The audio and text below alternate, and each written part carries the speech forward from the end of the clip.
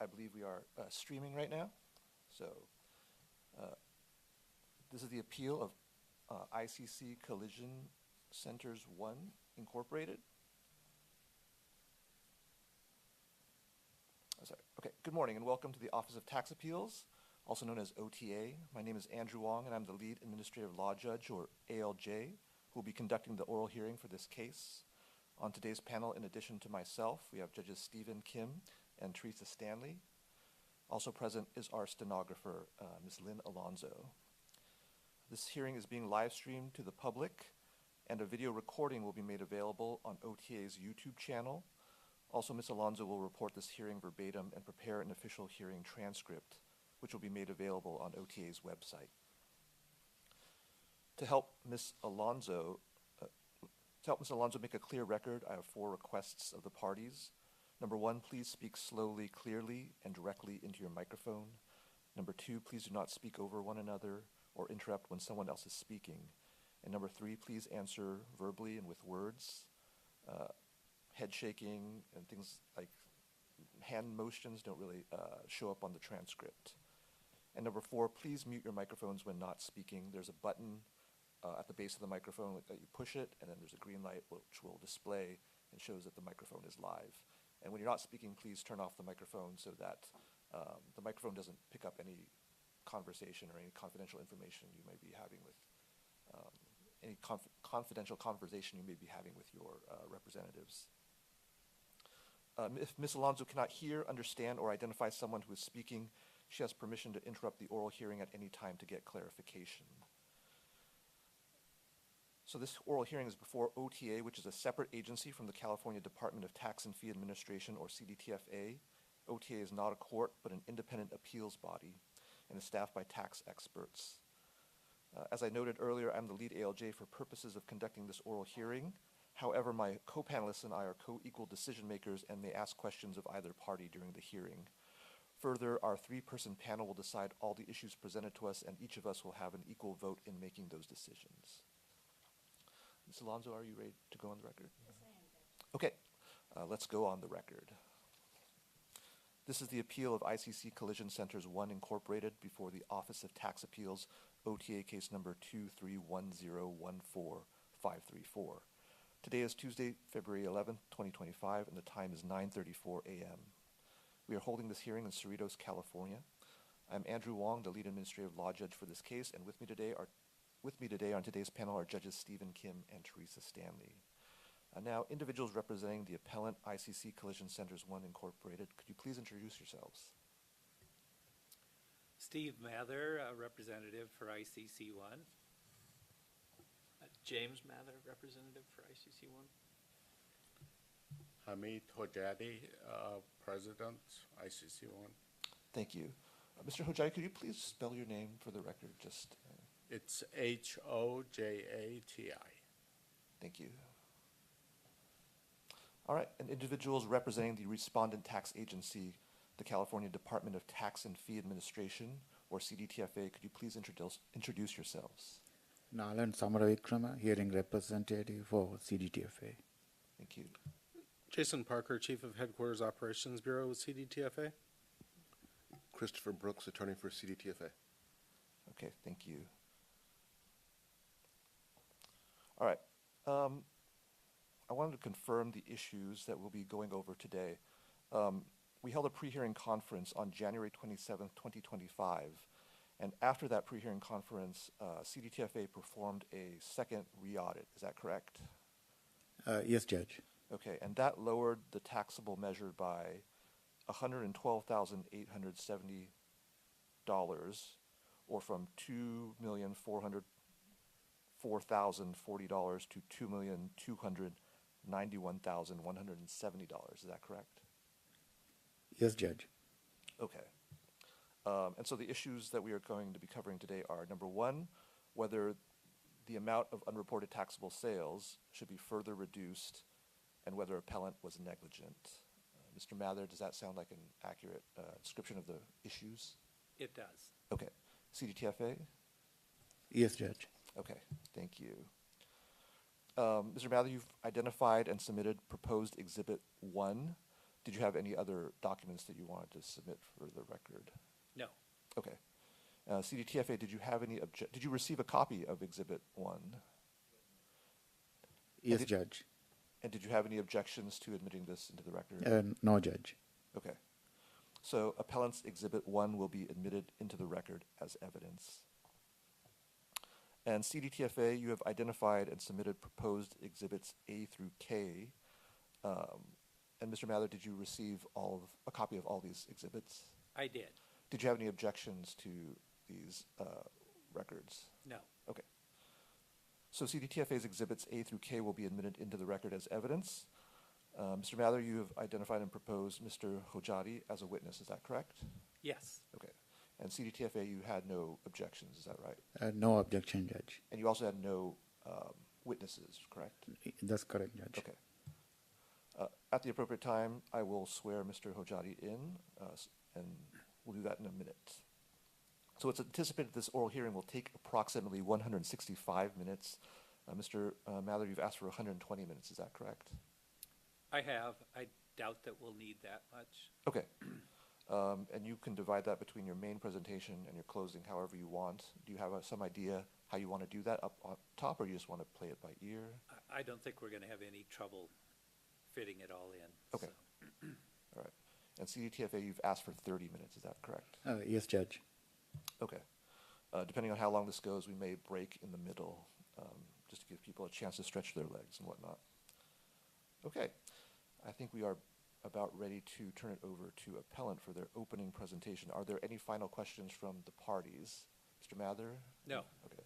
CDTFA? any No, final- Judge. Okay. All right, Mr. Mather, please proceed with your presentation. Oh, sorry. Let me swear in your witness. Mr. Hojati, could you please, I'm assuming Mr. Hojati, you'll be testifying? Okay. Could you please raise your right hand? Do you swear or affirm to tell the truth, the whole truth, and nothing but the truth? I did. All right, thank you. All right, Mr. Mather, you have 120 minutes. The floor is yours. Thank you. Thank you, Your Honor. I'm going to start with an explanation of what our position is in the case, and then I'm going to move on to testimony from Mr. Hojati. So with respect to the explanation of our position, there are a lot of pages in the record in this case, but I think there's really, you can pretty much determine what the case is about from 5 of the pages. You can determine the essence of the department's position on Exhibit B, pages 65 and 66. That's how the department made the determination. And then the summary of our position, which I'll explain in more detail, is in our Exhibit 1, which draws numbers from Exhibit K, page 464, and Exhibit K, page 473. So those are the 5 pages that really are all you need to know to really understand the fundamental nature of this case. Starting with the department's position. So in Exhibit B, page 66, the basis of the department's position is essentially presented in this computation. The records for the taxpayer were not available during the audit because the taxpayer's business had been sold. He hadn't retained the records or copies of the records, and by the time the audit was concluded, the records, the taxpayer had actually, or Mr. Hojati had actually taken back the business because the seller or the buyer defaulted, but the records were not there anyway. So we were operating basically from estimates because of the lack of actual records. And so Exhibit B, page 66, is the fundamental basis for how the department made their determination in the case. The department selected the 2018 year. On the first line there, they determined $2,948,018 of parts purchases based on the federal income tax return. And that is a number from the federal income tax return.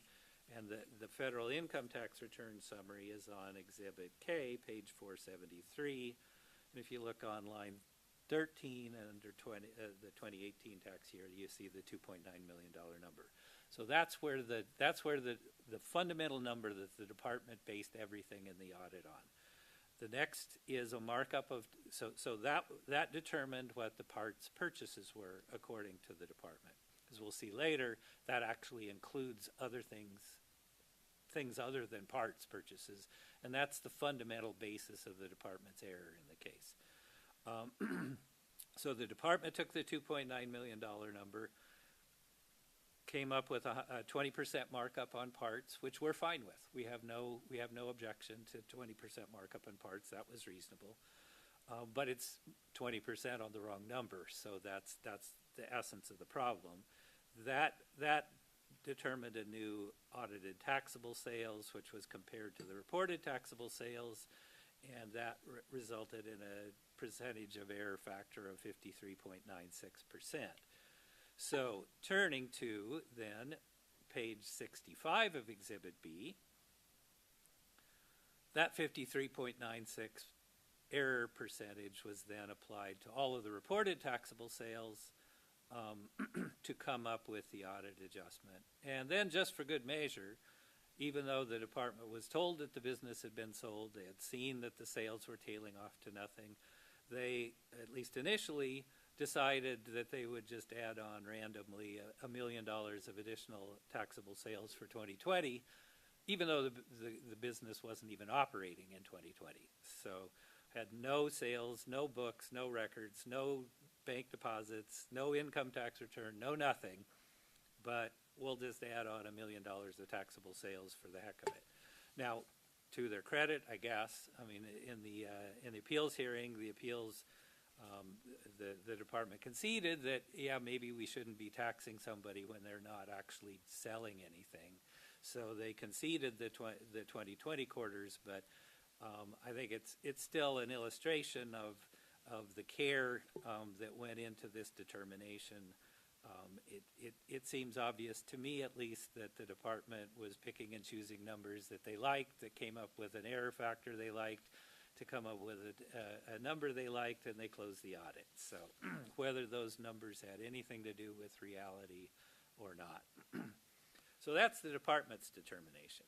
So then I turn next to our Exhibit 1, which compares, or it basically is an analysis and reconciliation of the numbers the department has provided in their latest submission, which was Exhibit K, I believe, on page 464 and 474. Now, 473. 473 is just just pulling the numbers off the federal income tax returns. We have no objections to those numbers. They were accurately transcribed. And 464 is kind of the department's summary of some of the sales tax returns. So essentially we're looking at the sales tax returns and the income tax returns and trying to make sense out of the numbers. And that's what we believe our Exhibit 1 does. So what we have presented in our Exhibit 1 is we've got the 3 years that were the only years remaining in the audit, since 2020 has now been conceded. In our columns, we have the sales tax returns for the numbers, or the years listed in the first column. In the second column, sales per federal income tax return, which comes from Exhibit 473, line 11. Then we have gross sales per sales tax return, which comes from Exhibit K, page 464, the third column.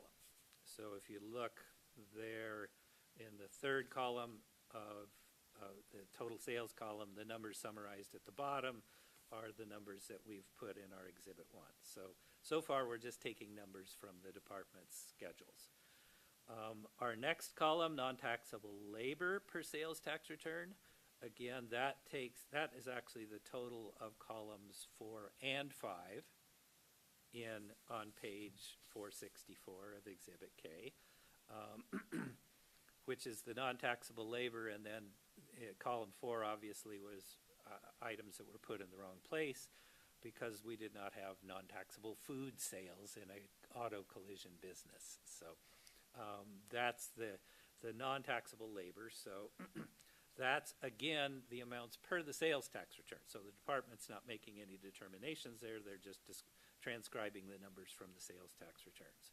So our columns 1, 2, 3, and 4 in Exhibit 1 are all numbers just from returns.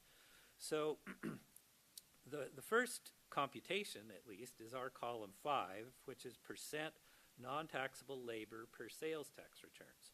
So and what we have very consistently in each of these years is we have about 60% to two-thirds non-taxable labor in our sales. Now, it's important to understand that the numbers on our sales tax returns are generated from a system, a CCC1 system, I believe it is, that tracks all of the activity, every repair job in the auto repair shop. So it's a you know, if we had it, it would have been nice, but that information wasn't available to us by the time of the audit. And basically, every single sale is tracked. It computes the sales tax on the taxable parts, and it gets summarized. It's sent to the accountant. The accountant puts it on the sales tax return. So everything in this process is coming from a contemporaneous record that tracks each individual job.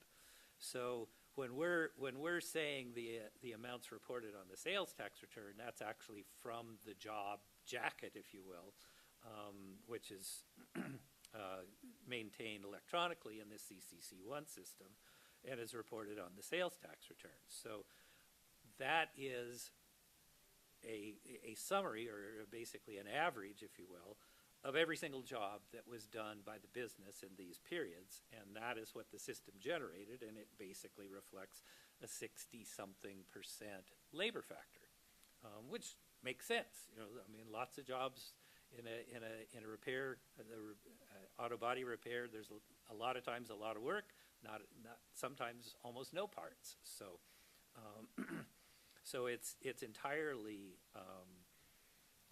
expected, and you know, this is the result of the number generated from our system from literally hundreds and hundreds and hundreds of jobs. So so column 5, the percent non-taxable labor per STR in the 60%. That's a very important number in our case, because that's a real number based on real information, not a speculation. So the next column, estimated taxable sales per sales tax returns purchases. So that is column 3, gross sales per sales tax return, minus column 4, non-taxable sales. So that is our reported sales from parts, in essence, the reported taxable sales, again from the sales tax returns. So then the next column over,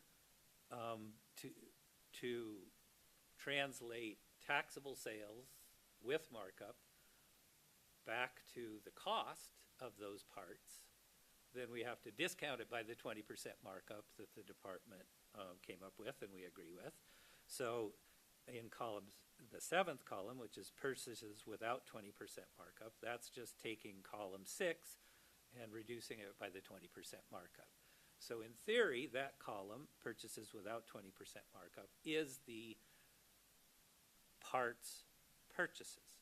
So if we're looking for a good number, if we again go back to what the department did, they started with parts purchases, multiplied times 100, or did a 20% markup to determine taxable sales.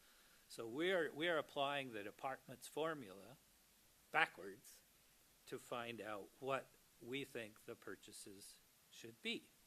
So what we do next then, so we have 2.3, 2.1, 1.4.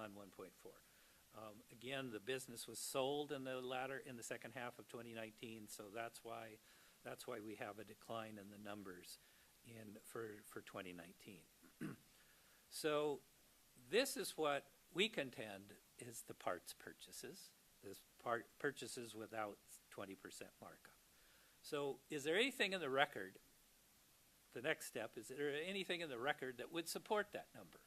You know, we know the department pulled a number off the federal income tax return, but we actually have as Exhibit F in the record at page 145 and the total at page 283, the actual parts purchases journal. It was one of the pieces that we were able to recover from the records after Mr. Ojadi took the business back.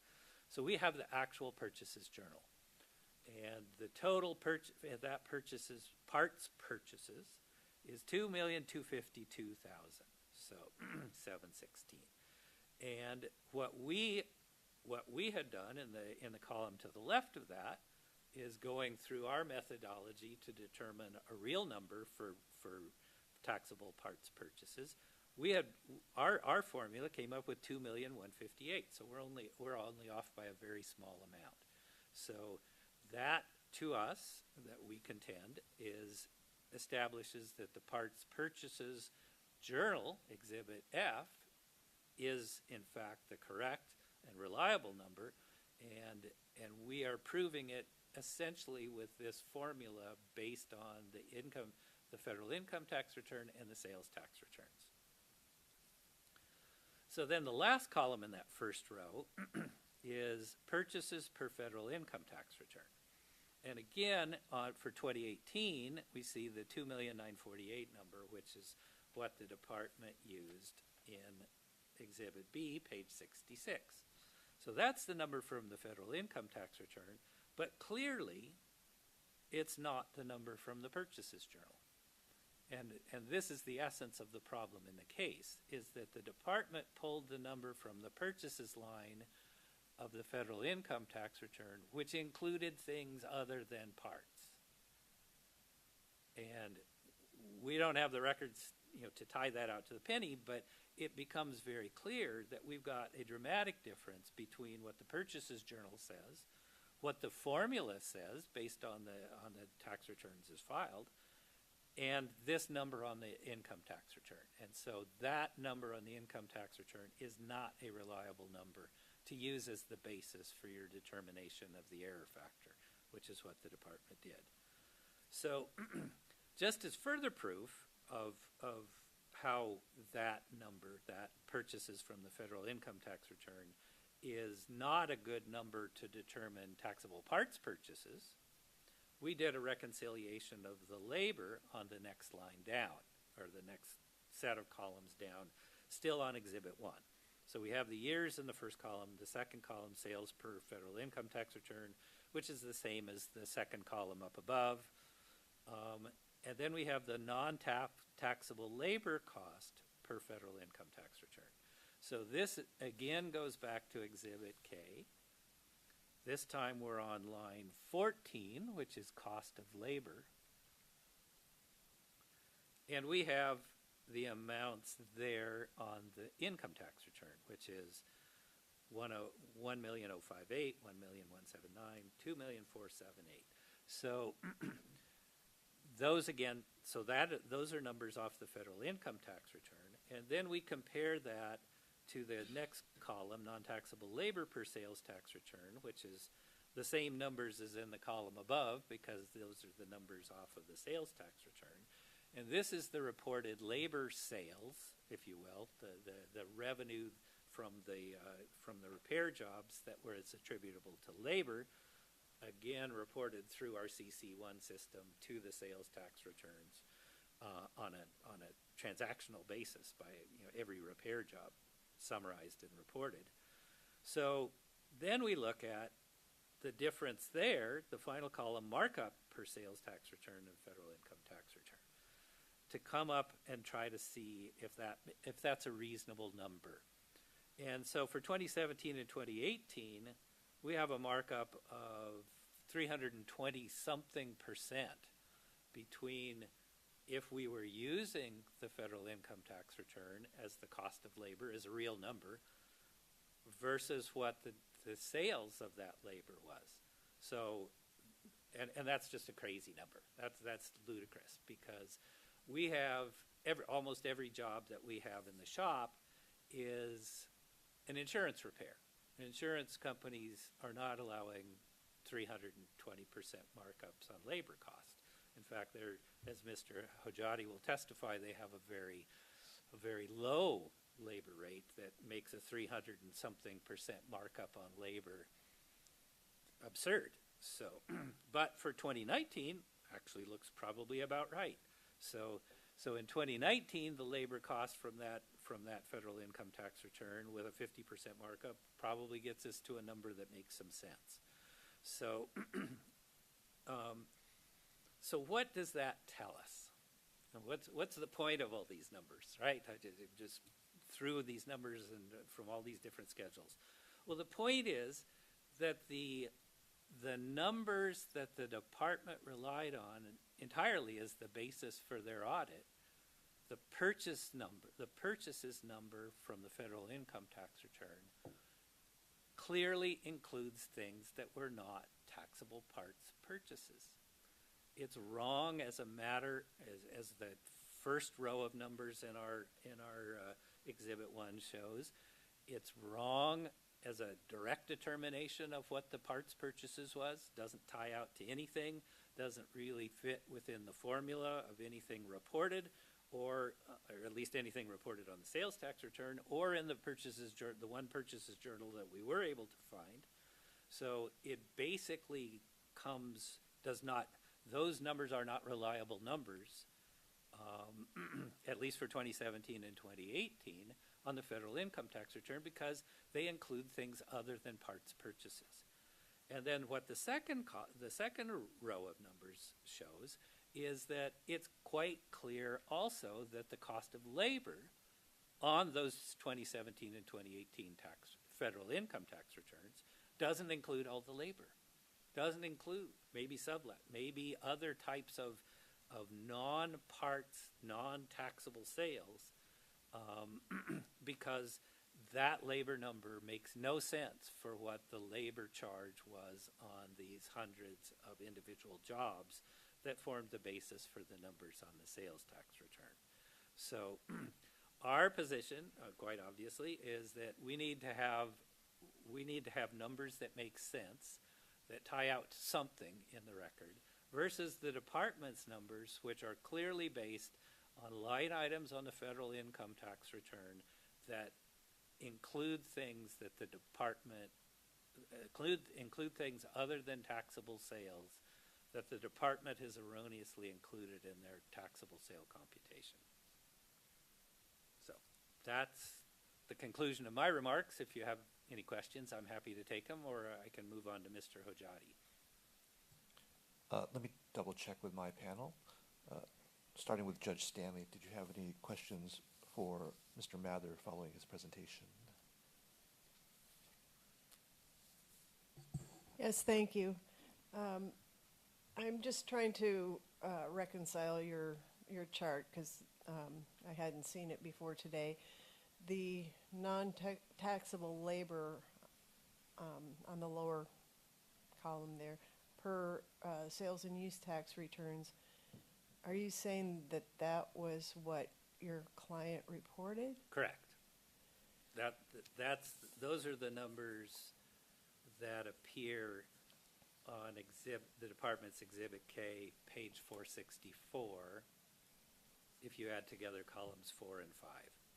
Oh, you have to add together columns. Okay. Yeah, That's why I because missed the ones in 4 got misplaced. Okay.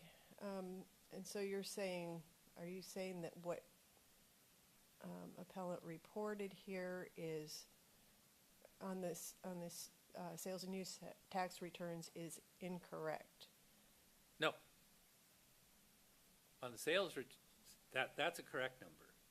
That's the numbers on page 464 of Exhibit K. They're all generated from this accounting system that tracks all the jobs and then summarizes the numbers, and the amounts were transferred to the sales tax return. So we're saying the sales tax return in that respect is correct. Actually, we're saying the sales tax return in every respect is correct, but Okay, just let me follow up, and then the other column, the labor cost per the federal income tax returns, that was reported incorrectly? Yes. Okay, and how, do you know how that would have occurred? Well, we believe that things, well, it may be a situation of kind of apples and oranges, is that, you know, the federal income tax return, there's a lot of things in a repair job for a car repair that are labor or labor-like. One of the big ones is what's generally referred to, at least by this taxpayer, as sublet, is that you send out a bumper to be refabricated or something. So it's all, none of that is taxable, but it is, you know, it is not payroll, let's say. So I think that our belief is that in this cost of labor number, the only way to really be able to reconcile the federal income tax return with the sales tax return is that when the accountant that was doing the income tax return, it's just doing it because, you know, these distinctions between purchases and labor have no consequence on the federal income tax return. They're all parts of cost of goods sold, so the accountant doesn't really care. So he's treating these kind of third-party payments as purchases and not labor. But for sales tax purposes, those are non-taxable. They're service payments. They're not sale of parts, which is the predominant, you know, the overwhelming majority of the taxable sales on the tax return for a body shop. So it's just a difference in classification, if you will. And so what we're doing in Exhibit 1 is really showing how, you know, in reconciling between the sales tax return breakdown, which was an actual breakdown based on what's taxable and what's not, as generated through this system, you know, those are the real numbers. The income tax return, which the department relied on, they don't care which category things are in, and so it doesn't matter to them whether it's a taxable category or a non-taxable category in the cost of goods sold on an income tax return, because they're both treated the same.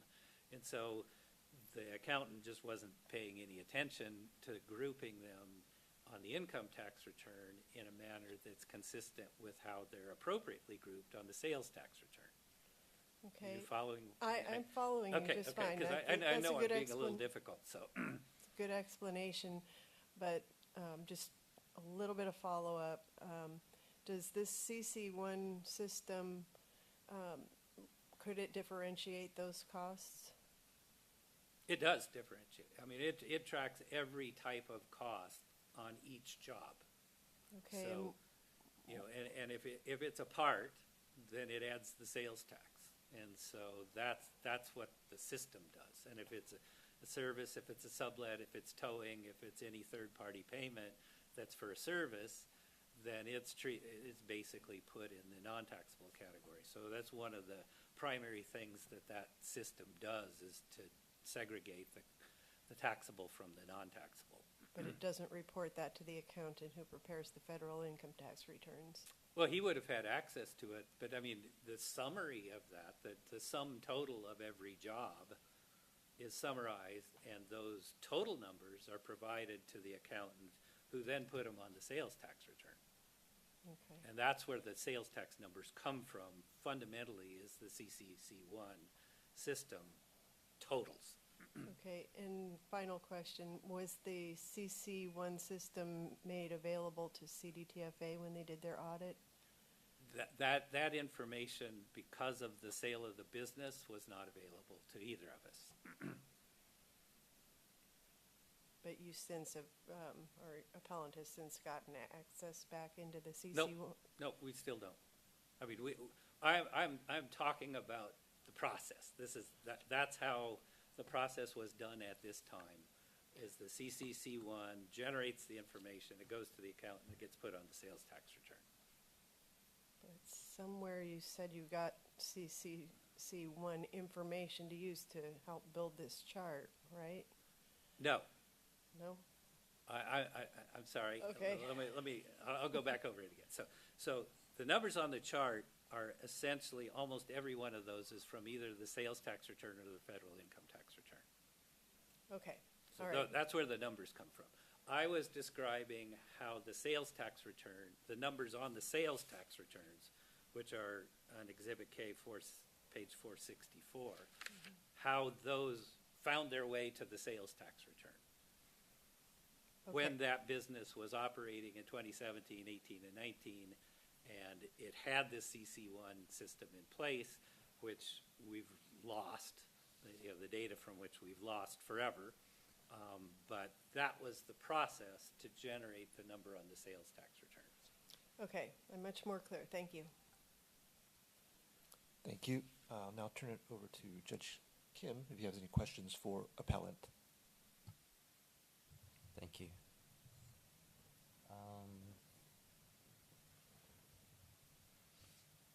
So, appellant, you were saying that the non-taxable labor costs per the federal income tax return is lower than that reported on the sales and use tax return because it didn't include the sublet charges or the subletting Right. costs? Sublet is an example, and we actually have, for the same 2018 year, their Exhibit G in the record is the, I'm not sure, I have a note on pages, but it's the general ledger or the journal for sublet. So you can see from Exhibit G, pages 284 to 312, I believe, and what the sublet charges look like. So those are, for that year, we had, I'm sure I didn't write down the total, I think it was $200 and something thousand, which when you look at, and that's for 2018, you look at the federal income tax return summary on page 473, and it's obvious that that sublet of $200 and something thousand isn't anywhere other than it got thrown in with purchases. I mean, it's not a separate line item, and all these third-party charges, we contend, must have been included into the purchases line because it's a payment to an outside party. I mean, that's not crazy, not a crazy grouping for income tax purposes.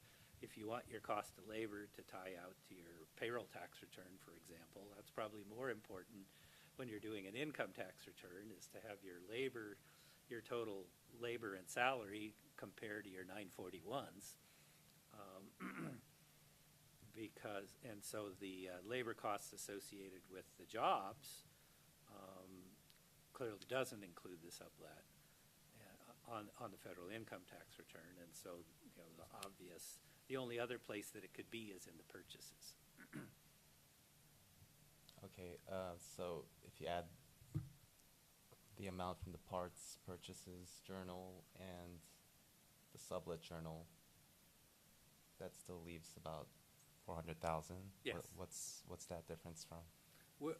We're not sure. We didn't have even a complete general ledger, so we don't have all of that. But there are substantial payments to third parties for other types of service. There's towing. There's maybe Mr. Hojati can explain that better. He knows. He's spent his life in the business. So, but that's an illustration, I think, for the one piece of actual data, actual records that we have, is that we have a purchases journal for parts with 2.2, and we have sublet with 200 something, and that 200 is not in, is quite clearly the difference, part of the difference between the 2.2 and the purchases journal and the 2.9 on the federal income tax return. So the general ledgers look like they were printed in January of 2023. Were there no other journals that you had in that? And I don't even know why, but that was all that we were able to retrieve. Okay, thank you. Thank you. I just wanted to, I'm going to hold most of my questions for after Mr. Hojati Okay. testifies, but I did have a question regarding the example you used about the sublet. So you mentioned that, for example, a bumper was, work on a bumper was farmed out, and you used the word fabrication. So, like, they would have a bumper fabricated? Is that what is that the example you were Yeah, using? I think that, and again, Mr. Hojati can explain this better, but sometimes there's parts that can be reconditioned and don't have to be purchased new, and there are people with specialized skills, like bumper people, that can kind of recondition or refurbish a bumper that you can put back, which doesn't make it a taxable transaction, but it's a payment to the third party for their process, in essence. And so on the sales and use tax returns, he claimed a deduction for that as non-taxable labor, but on the federal income tax returns, he claimed it as purchases. Is that kind of where the difference? That's the difference. Okay. that we say exists. Okay, and just to clarify on the federal income tax returns, are you arguing that he misclassified cost of labor as purchases, or are you saying that he claimed in general cost of labor twice, once as the cost of labor and once folded into purchases? No, what we're saying is that the cost of labor on the federal income tax return is the payroll for technicians, essentially. So that's just pure payroll.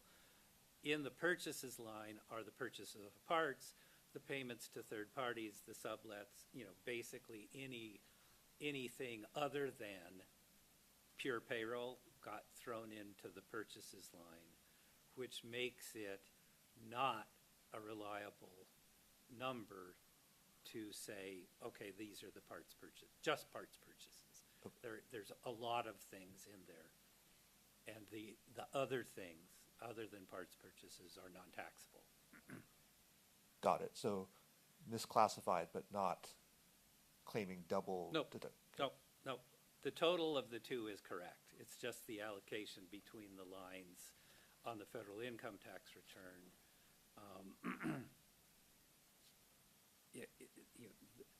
Essentially, just to simplify it, is that there's lots of things on the purchases line of the federal income tax return in addition to parts purchases. And so that's why you can't use that line as the starting point for your computation. Got it. Okay. Thank you. I'll now let you examine your witness. He'll be subject to cross-examination by CDTFA as well as questioning from the panel. But turn it back over to you, Mr. Badler. Thank you.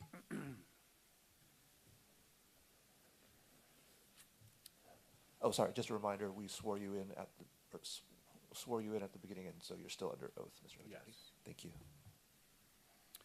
Mr. Hojati, could you describe your educational background? I was graduated from California State University. I have a bachelor's degree. Mr. Hojati, could you please pull the mic closer to you and make Yeah. sure it's on? Thank you. Sorry about that. Okay. I have a bachelor's degree, and that's my educational background. And what's your work history? The work history is collision center, and I'm investing in real estate right now. So when did you start in the auto collision business? 40 years ago. And what was your first job? My first job was an estimator for somebody who wants to, he wanted to get retired. So either I had to buy the business or basically I'd be without a job, basically. So when did you buy that first business that you owned? Back in 2000, I bought it, I bought the business. Okay, and where was that business located? That business was located in Culver City, LA. And from that initial purchase, what other businesses have you owned in the collision? No, I didn't own anything. I was just in collision business. And did you open other shops? Yes. How many? I owned 7 collision center.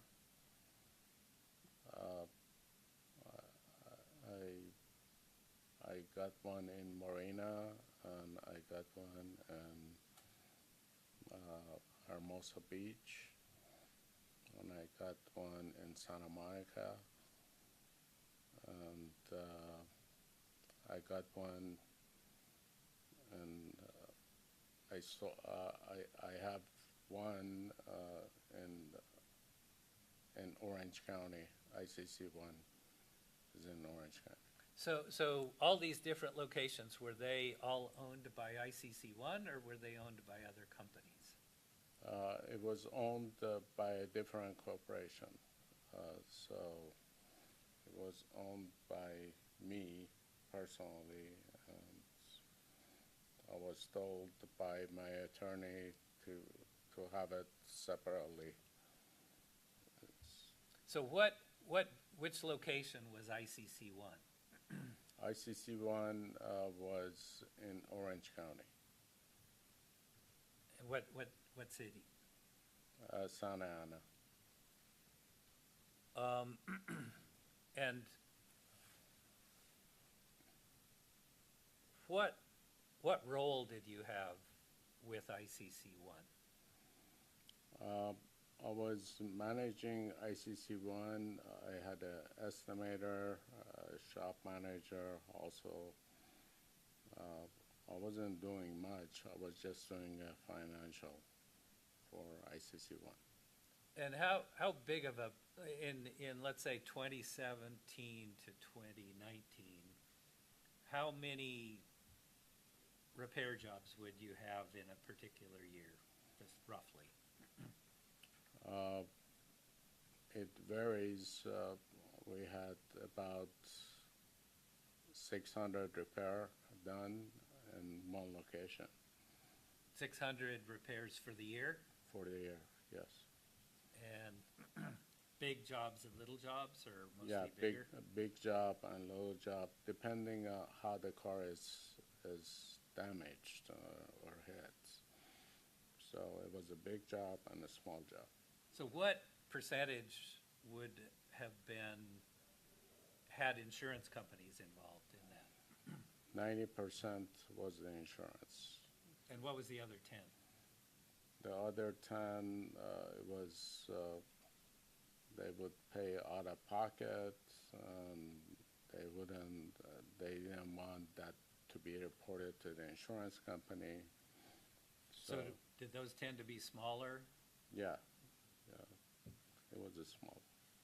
And how did the work on the job get tracked in ICC1's accounting system during this time period?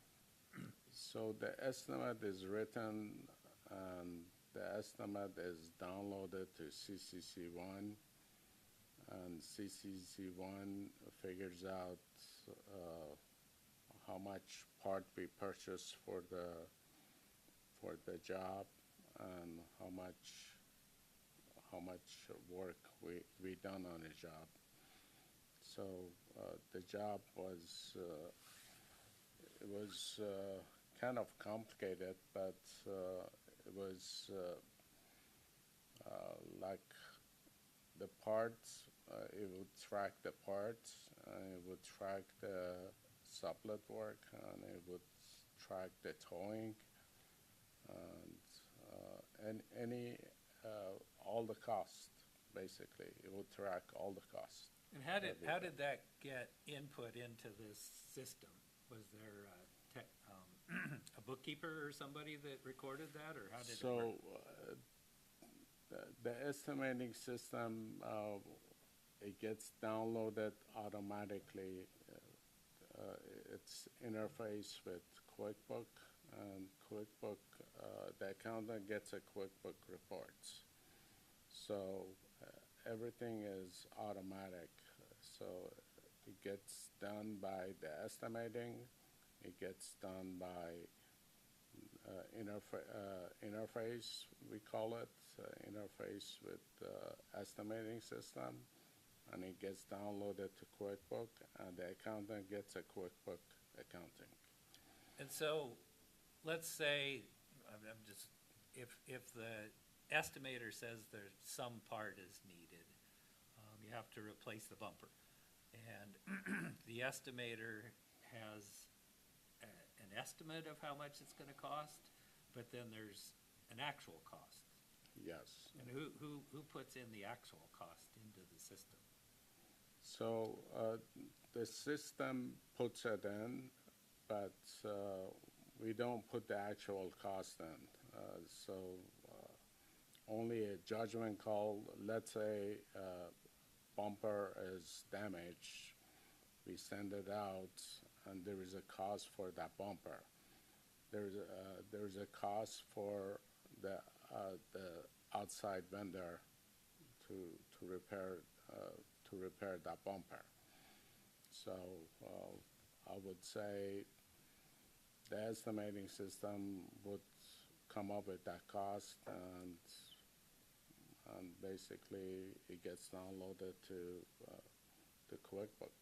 So does the insurance company look at the CCC1 estimate, or do they have to approve it, or how are they involved? Yeah, the insurance company has to approve it, all the repairs, before we take it to the shop, basically, to fix the car. So the insurance company has to secure the payments.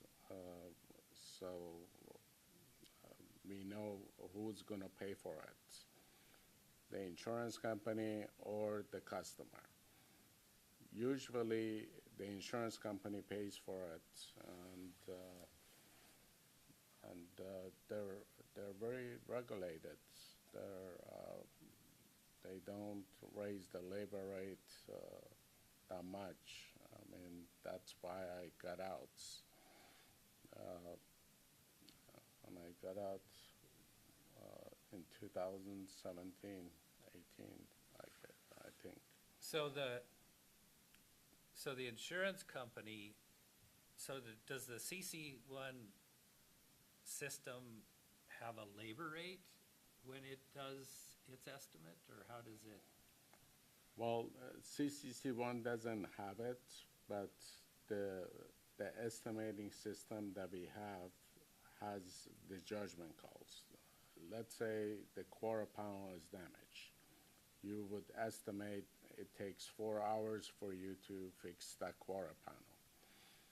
So, or a fender. So that's where you can put the labor in. 4 hours, you put in 4 hours for a quarter panel or a fender, and basically the estimate would come out, and that way. Okay, so let's use a fender as an example. That's probably a good one. Okay. So there might be some parts that were damaged, and the fender is dented, and there's labor to be done. So what's the breakdown that, or what's the estimate that the insurance company approves? The estimate could be a couple thousand up to $15,000. So it all depends on the job. If it's just we're talking about the fender, the labor time is 4 hours. It's usually below $1,000 for fender to be repaired and to be painted, basically, and that's what it takes. So does the insurance company get the breakdown that says, okay, there's Yeah. $50 of parts and $200 of labor and, Yeah, they negotiate all the sheets, and they have an appraiser that's coming out, and the appraiser writes an estimate, and that gets inputted to our system, and that gets reported to the outside accountant for sales tax. so do you remember approximately what the labor rate the insurance companies would approve during 2018, that time frame? I believe it was $40, as I remember. 2017 was a low rate. Now they raised it, but it's $65 right now. So they didn't do it that much. So it would be, if the insurance company is only gonna pay $40 an hour, it's pretty hard to have a 300% markup on the cost. I would say, yes. Yeah. And so the CCC1 system, then you said, was downloaded to QuickBooks, Hmm. and that information was what was provided to the accountant? To the accountant, yes.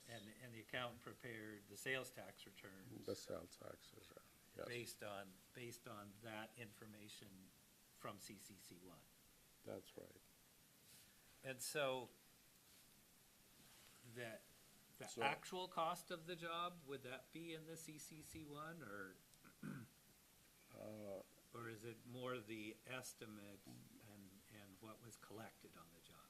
Well, there was an estimate that's done by CCC, but there is a estimate gets downloaded to CCC1, and once that's downloaded, it gets downloaded to QuickBooks. So I'm telling you the process. Okay, so the estimate that gets downloaded to CCC1, is that the estimate from the insurance company, or is that from somebody in-house? It's from the insurance company. So the yes. insurance company estimate gets downloaded to CCC1. Right, Then that work, whatever is approved, gets done. gets done, and then we download it to QuickBooks, and QuickBooks, the accountant, the outside accountant gets the QuickBooks reports. And so what gets downloaded to QuickBooks is what gets paid then? Yeah, it gets paid. So when by the insurance company finally pays, Yeah. then that That's the breakdown amount. gets transferred, okay. Yes, And that's the system that you had in place at ICC1 in 2017, 18, 19? that's what I had, yes. Okay. And who was the accountant that you were using then? I think it was Jay Aurora. It was, So he wouldn't get the CCC1 No. detail? no, Okay. He just got the QuickBooks summary of the totals? QuickBooks summary, yes. And he would do the our sales taxes, basically, and I didn't have anything to do with that. So it was an outside accountant. So there was nothing that you told him to change on the sales tax No. return? If you said, oh, it's too much tax, I won't pay? No, No. no. Okay.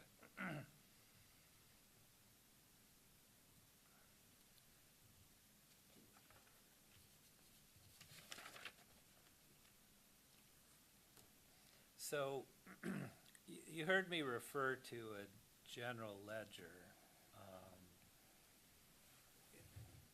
You can look over there. So, Exhibit F in the record.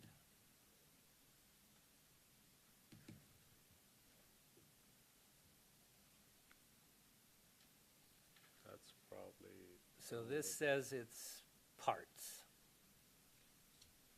Okay. on the first page, and it's got Yes. pages and pages and pages and pages. So when, in the system you described, what is this? Is this, this gotta be something in QuickBook? I have no idea what this is. Okay, so but it's pages and pages and pages of parts by, looks like by number, a part number maybe? It's how much they pay for the parts.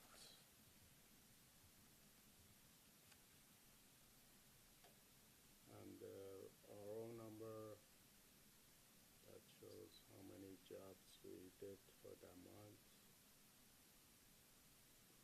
Shows the RO number.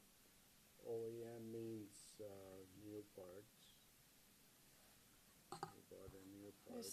Mr. Hojati, you're not speaking into your microphone when you're sorry. looking at the computer up close. You can pull the microphone down further Yeah. if you need to. Okay, so Yeah, so It's- after the date, there's a number, it looks like number maybe is the column, mhm. and that's a part number or, It's an invoice number. okay. And then the next column is name, and it has a 6-digit number, and what's that? It's a RO number, And what's RO mean? repair order, meaning we create a RO for every job that comes in. So that's how we track in CCC1. We track everything as far as what we purchase for the car. I'm sorry, and you said OEM in the next column means what? OEM means new parts. That means factory OEM. Okay, and then there's a couple columns over, there's a debit, which I guess looks like the amount, is that the amount paid on that part? Yeah, that means we got a credit for, it says credit. So we got a credit for 100, Well, I think the How first much is column it? says debit, which means, 231. Yeah.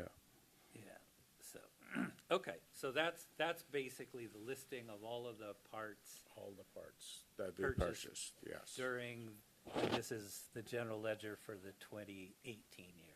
Yes. Okay, so does that then, does this information come from the CCC system, or does it come because you entered an invoice somewhere else? It comes from CCC, but it gets downloaded to QuickBook. Okay, so the CCC system, if you buy a part, it actually would have the invoice number Yes. for that purchase Yes. in the CCC. Yeah. So what's the difference between, or maybe there is no difference, the CCC and the, wait, no, I think, so what's the connection between the RO and the CCC? The RO, we open the repair order for everything that comes in through the door. And we track it. We track the repair order by number. So it's usually a 6-digit number that we track. We track everything. So the CCC system would have a repair order that's like a folder, if you will, and then the parts purchases under that repair order Goes in that. in, Yes. under the repair order number in the CCC system. Yes. Okay.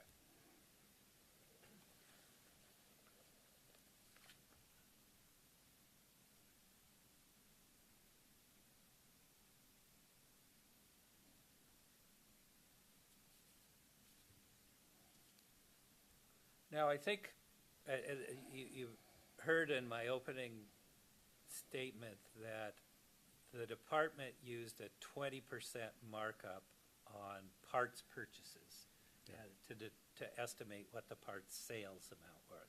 Does that seem reasonable to you? Yeah, it seems reasonable because the insurance company do a markup on the parts for 20% only. So That's 20% was typical for what the insurance company It's would allow? typical, yes. And the insurance company knew what the cost was Yes. for parts, okay.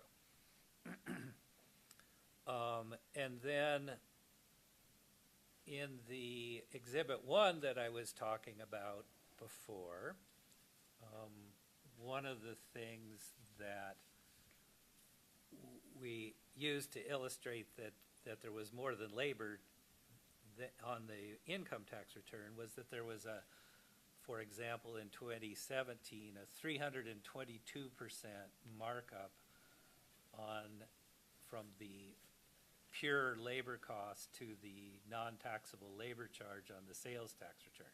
So is a 322% labor markup what the insurance companies would allow? No, they wouldn't allow no more than 60%, basically. So, and did you say that they actually had a labor rate that they would typically allow?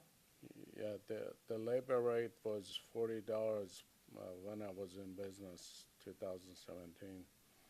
So $40 an hour was what the insurance company would allow on almost all of the jobs that Yeah. you did. And what was your cost? What were you paying technicians and people working in the shop typically? I was paying them $20 an hour. Right now, I'm paying them 22. Okay. So 20. So that's not a 300% markup. No, it's not.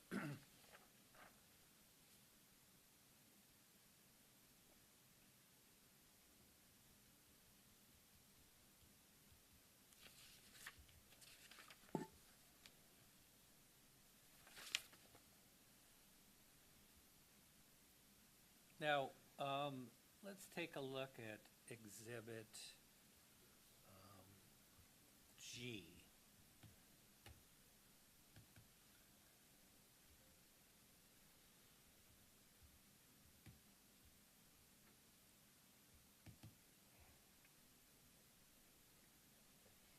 So this one is another one of the general ledgers, and this one says sublet. So can you explain what sublet is? Sublet, when we do, it's part of the estimates that we give out, but sublet means we give it to somebody else to do the job. So What would be an example of that? bumper is a good example. Parts, LKQ parts. What kind of parts? We buy it used parts for some insurance company, authorized used parts only. Would sublet refurbish a part? No, they don't. They just repair whatever we give them, whether it's a wheel, whether it's a bumper, whether it's a. So just to put it in context of the insurance company,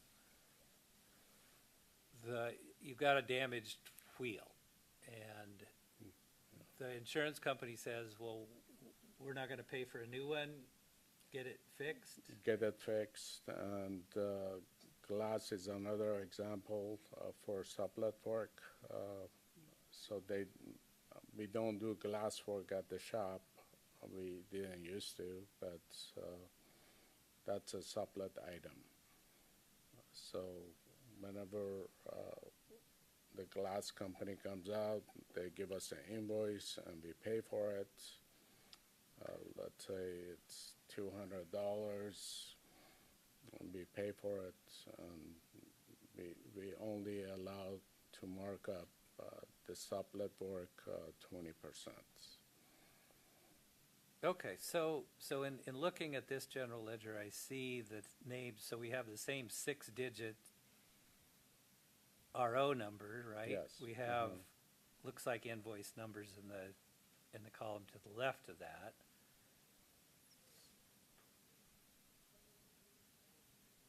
Okay. And It's accounts. It says accounts payable, so the payable person pays it. So. Right, so it's got the payable and it's got the amounts, and then further to the left, under the name column, it has the RO number, it looks like. And then, Yeah, it's got the RO number, it's got, and the left of that is the, left of that is, it says sublet. no, I'm sorry, left of the RO column.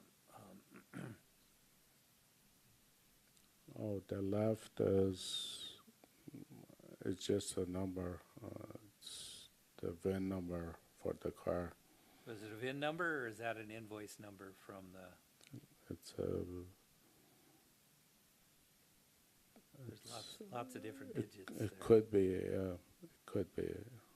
I mean, I'm not familiar with general ledger, but. Right. So you didn't No. spend much time with the general ledger? No, I didn't, no. Mr. Mather, Yeah. you've used up about half your time, just to let you know, and I think we'll probably be taking a break at about 11, so just. keep- Okay, we should finish up by 11. Okay, thank you.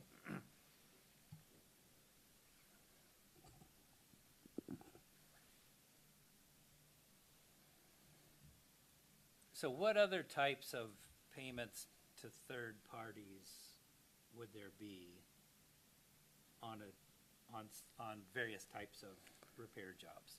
So it's glass work, towing, and sublet work. We call it sublet when we give out a bumper to somebody to repair it. And wheels, basically. When the wheel is repairable, we send it out to repair, and we call that invoice a sublet invoice. Okay, so it's sublet when it's a third party doing some kind of a Repair, repair yes, on something. yes. And were towing expenses very significant, or? Not very significant. In a month, we had like $6,000 bill from towing. Okay, so that's maybe $100,000 a year. Maybe, yeah. And the sublet, I think this total was 200 and something. Does that seem right? Sublet was more. It's 15 to 20,000 a month, times 12, right? Yeah, so that's 200,000, Yeah. 250 a 250, year. yeah. And were there any other significant? Glass company was something that we would pay a sublet work also. So glass was something that was damaged on the repair. So was that repaired to glass, or was it new glass? I mean, if you New glass, yes. New It was aftermarket glass. Okay. If it was approved for a new part, let's say a windshield, Mhm. and the windshield was broken, is that just something you purchased as a part and installed, or it would? No, it would, the glass company would invoice us and we would pay them, basically, for, Like for a sublet. part, right? I mean, is it different than a part? I mean, is it It's different? different, sublet work is different than part But did purchases. the glass company actually install the windows? Yes. Oh, it did. Yeah, So it they would it install, provided the windshield and then installed it. Yes. In the car. Okay. they did.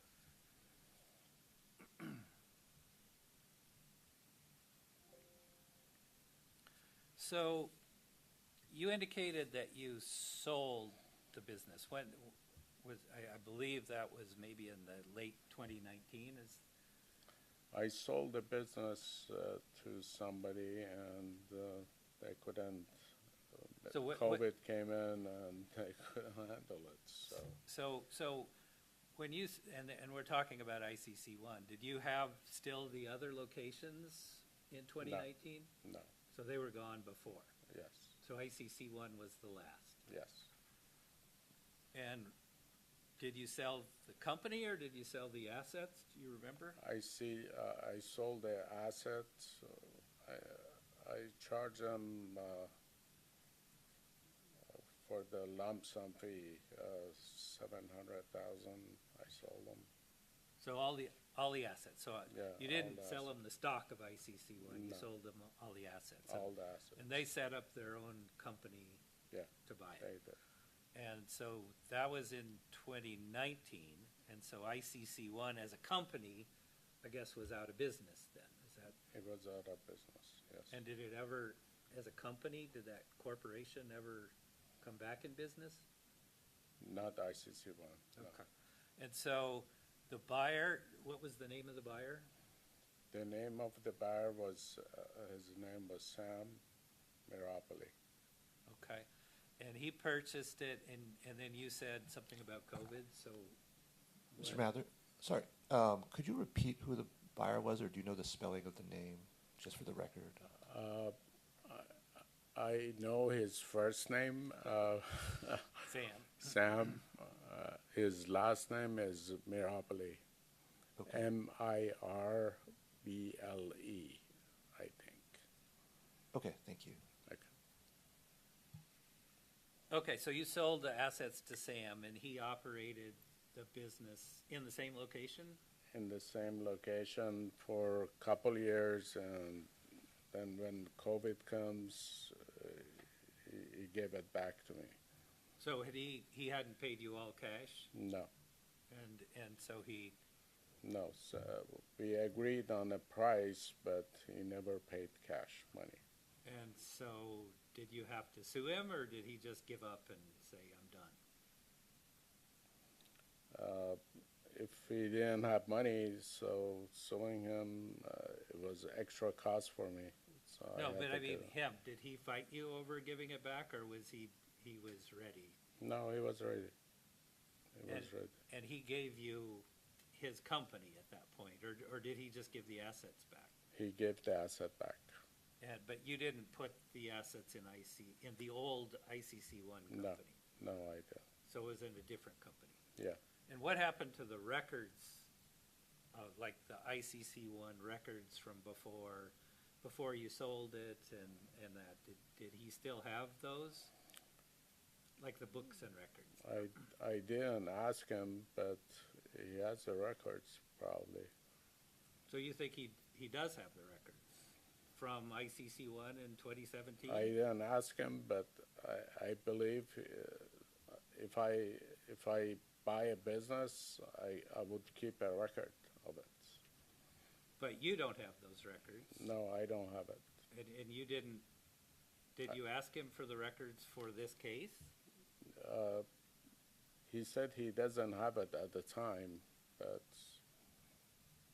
I didn't ask him for the record of this Well, case. you didn't ask him again, but I mean, No. when you had the audit, did you ask him for the records?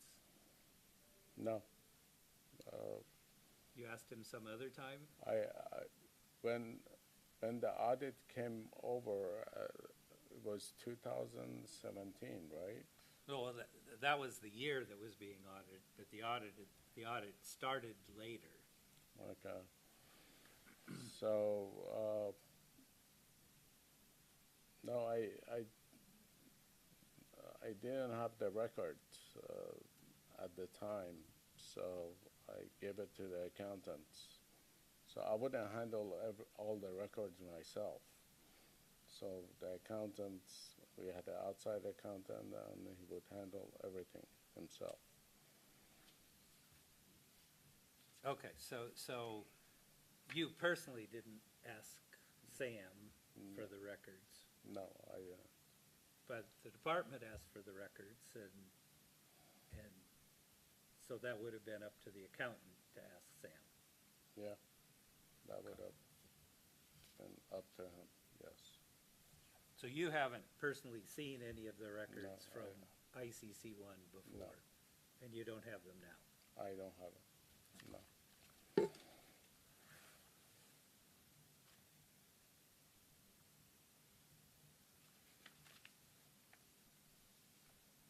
I think you said before the accountant would never have had the CCC1 records, right? No, he doesn't. All he would get is the sales tax report from, we had an inside bookkeeper and we had an outside accountant. So all he would get to get the sales tax reports, he would get the reports and he would do his sales taxes quarterly. So he would get some kind of a summary? Yeah, he would get some kind of a summary for the months, yes.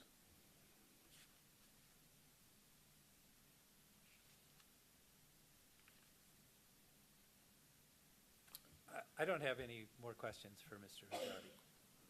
Thank you, Mr. Mather. All right, we're going to turn it over to CDTFA for if they have any questions for Mr. Hojati.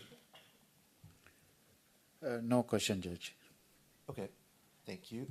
And then I'm going to turn it over to my co-panelists to see if they have any questions for Mr. Hojati. Let's go off the record just a second. I just want to, Ms. Brown, is there any water nearby? Do you know of?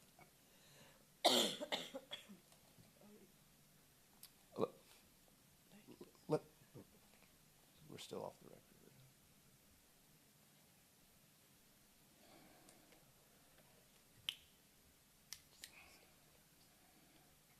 Okay, let's go back on the record. I'm going to start with Judge Kim if you have any, to see if he has any questions for Mr. Hojati. So I just wanted to clarify, when did you sell the business? We sold the business to Sam back in 2021, I think. So Didn't you say it was 2019? 2021, I sold the business, but 2019, I got audited. So I'm sorry, I'm not quite understanding what you mean. When did you sold the sell the business. assets to Sam Meropoli? So I sold the asset to him in 2021. Okay. Then, and when did you return to the business then? Or when did you have that return to you? I guess.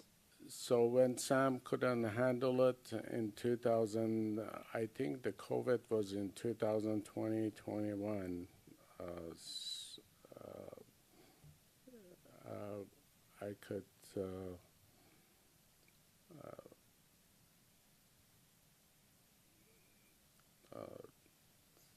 so the business was sold 2021. The asset was sold to him also in 2020, 21. Okay. So Are you still in contact with Mr. Meropoli? no, I'm not. No. Okay. Thank you. It's out of my life. Thank you, Judge Kim. Judge Stanley, did you have any questions for Mr. Hojati? I had questions about the QuickBooks, because that's what the CPA, Yeah. you testified that the CPA used that instead of directly from the CC1 reports. Would that QuickBooks data be available then? It's not right now. So 2017, 18, I asked Sam and he didn't have anything for QuickBooks. So we're using QuickBooks right now. But your accountant for the time period that you were operating the business, your accountant would have had those records, right? I believe Steve submitted that. No, sales tax, no. Okay, and just to clarify, would that would the QuickBooks contain the breakdown between what you consider sublets and what you consider parks?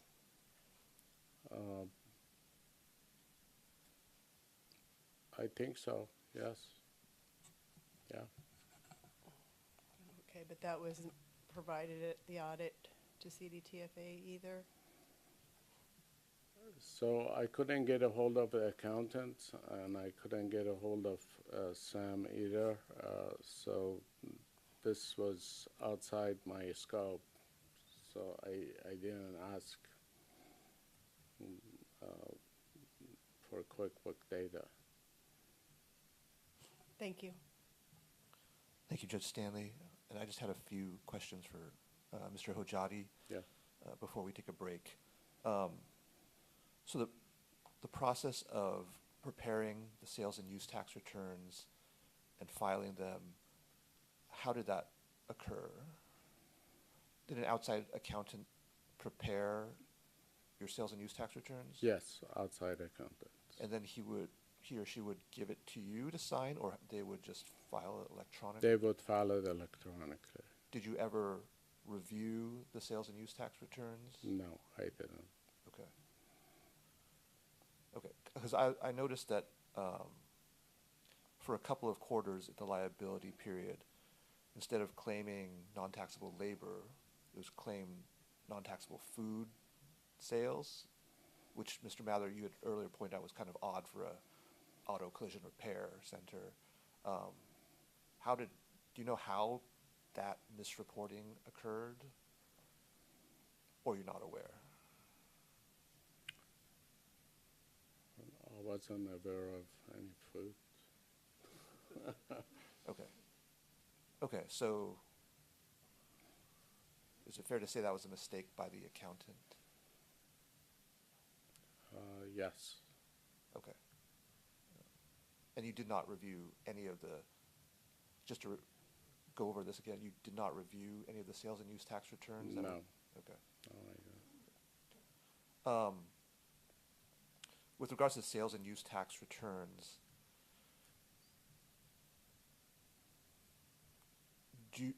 how do you know that those figures reported there, the deductions, the sales, how do you know those are accurate? So I would trust my accountants with QuickBook data. So everything is electronic. So nothing was funny to me. I mean, Okay. Thank you. That's all the questions I have for now. Let's go off the record really quick.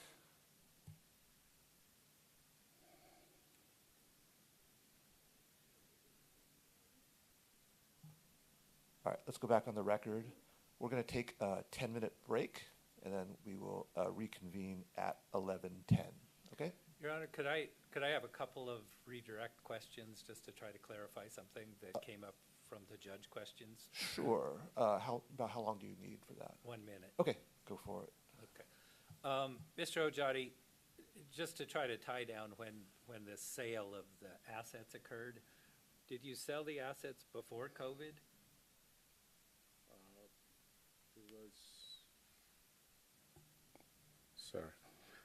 It was before the COVID, yes. So the big COVID was March of 2020. That's when everything kind of shut down. You had already sold the assets by then. I already sold the asset, yes. And then I think you testified before that Sam ran the business for about 2 years. About 2 years, yes. No further questions. All right. Thank you, Mr. Mather.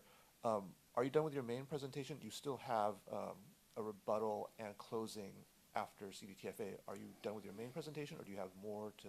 No, that's the end of the main presentation. All right. We'll take a break then, and then we'll turn it over to CDTFA for their presentation for 30 minutes, and then the balance of your time, which is about 42 minutes, you can have for your rebuttal and closing, and then we'll close it out. Okay? So let us take a break. We'll come back at about 11, let's say 11:12, and let's go off the record. Thank you.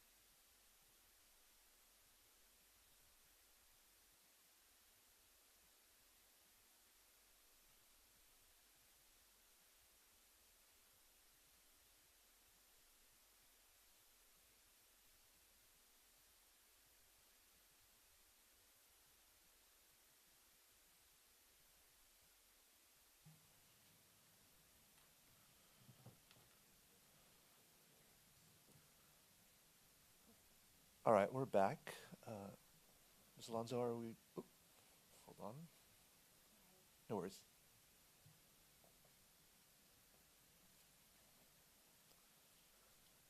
All right, let's go back on the record. And now we will turn it over to CDTFA for their presentation. You have 30 minutes. Thank you, Judge.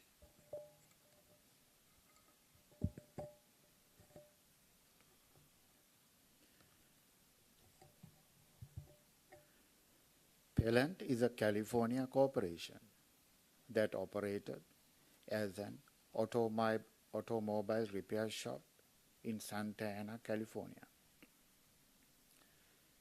Pellant's sole shareholder operated other similar repair shops with different sellers' permits as early as December 2003.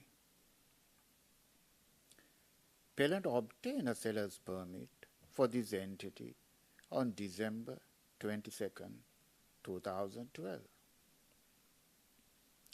On April 4th, 2023, Pellant requested the department to close this seller's permit.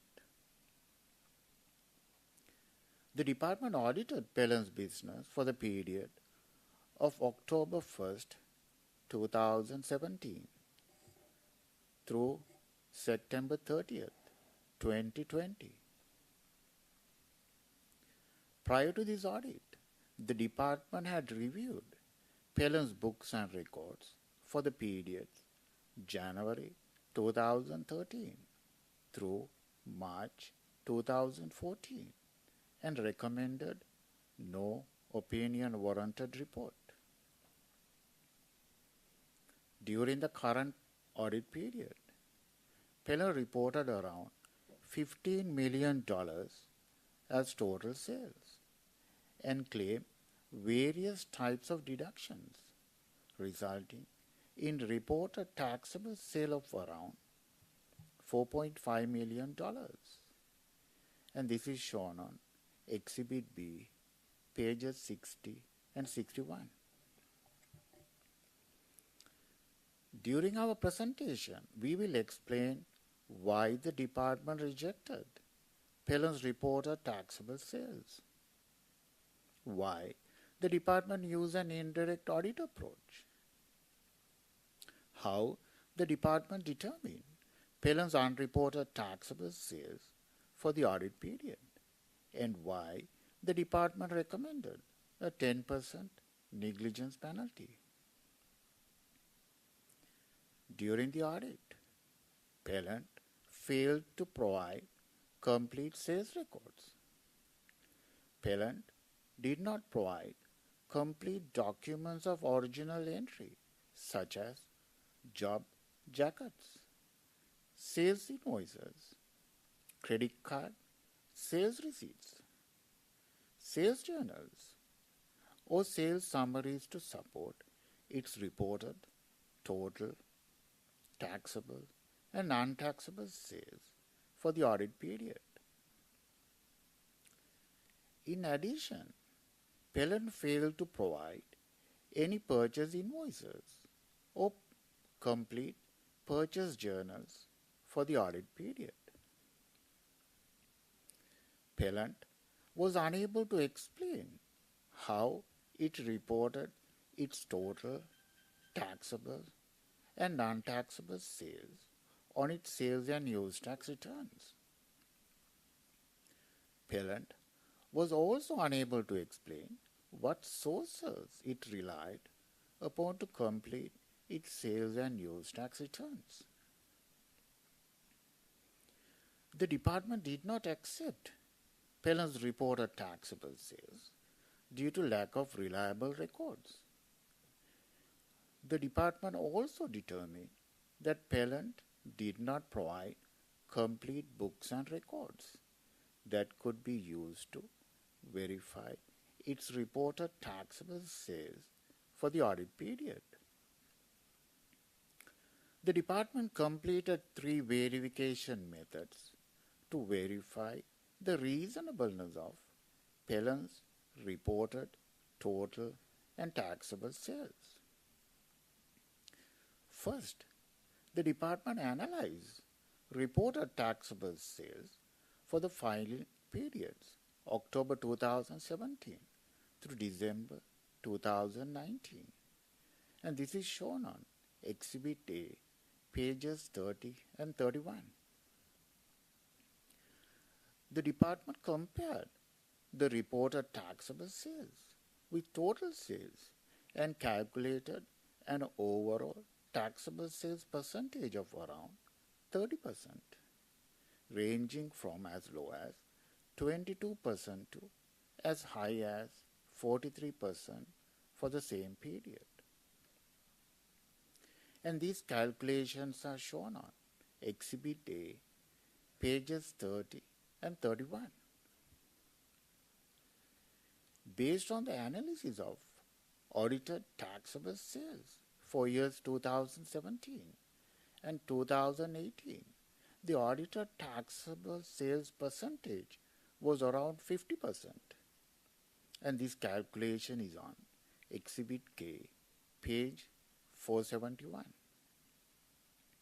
The department considered this audited taxable sales percentage as reasonable for Pellen's type of business. Second, the department reviewed Pellen's federal income tax return for years 2017, 2018, and 2019, and this information is on Exhibit A, page 33. The department reconciled sales reflected on Pellen's federal income tax returns with total sales reported on sales and use tax returns and calculated an overall difference of around $3.1 million for the same period. And these differences are shown on Exhibit A, page 33. The department also compared the reported total sales, including claim-exempt sales, with the cost of goods sold, including cost of labor and other costs reflected on Pellen's federal income tax returns, and noted inconsistent reported book markups of around 60% for year 2017, 71% for year 2018, and negative book markup of around 7% for year 2019. And these calculations are shown on Exhibit A, page 36. Third, Pellen did not provide its credit card sales information for the audit period. Therefore, the department obtained Pellen's credit card sales information for the audit period from the department's internal sources. And this information is shown on Exhibit A, pages 25 through 27. Pellen claimed that it sold its business in December 2019 and did not make any sales for the period January 2020 through September 2020. And this is shown on Exhibit B, page 60. As a result, the department compared the credit card sales with reported total sales and calculated an overall reported credit card sales ratio of around 9%, ranging from as low as 5% to as high as 17% for the period October 2017 through December 2019. And these percentages are shown on Exhibit A, page 24. Pellen was unable to explain the reasons for the low reported taxable sales percentages, federal income tax return sales differences, and inconsistent reported taxable book markups, including a negative reported book markup for year 2019. Pellen also failed to provide current sales and purchase invoices for the department to conduct a shelf test to understand its pricing policies. Pennant also failed to provide any of its purchase records for the audit period. Therefore, the department used the best available information to determine audited taxable sales. The department used the purchases of around $6 million reflected on Pellon's 2017 and 2018 federal income tax returns, and a 20% markup to determine Pellon's taxable sale of around $7.2 million for years 2017 and 2018. And these calculations are on Exhibit K, page 468. Audited taxable sales were compared with reported taxable sales for the same period to determine unreported taxable sales, and error rates of around 46% for year 2017, 54% for year 2018, and a combined error rate of around 50%. And these calculations are on Exhibit K, page 468. Pellon claimed that it sold the business in December 2019 and did not have taxable sales for year 2020. Therefore, the department applied the corresponding error rates to the reported taxable sales for the period October 2017 through December 2019 to determine unreported taxable sale of around $2.3 million. And these calculations are on Exhibit K, page 467. In preparation for this oral hearing, the department conducted a second re-audit and calculated the unreported total sales percentage of around 16% using sales reflected on Pellon's federal income tax returns and sales and use tax returns. And this calculation is shown on Exhibit K, page 473. The department also used the years 2017 and 2018 information to determine the audited taxable sales percentage of around 50%. And this calculation is on Exhibit K, page 471. The department used audited unreported total sales percentages and audited taxable sales percentage of around 50% with the reported total sales to determine the audited taxable sale of around $8.7 million for the period October 2017 through December 2019. And these calculations are on Exhibit K, page 470.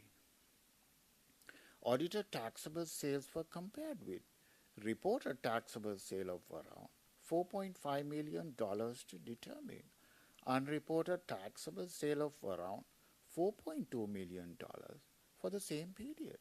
And these calculations are on Exhibit K, page 470. The department noted substantial discrepancies between audited and reported taxable sales using both audit methods.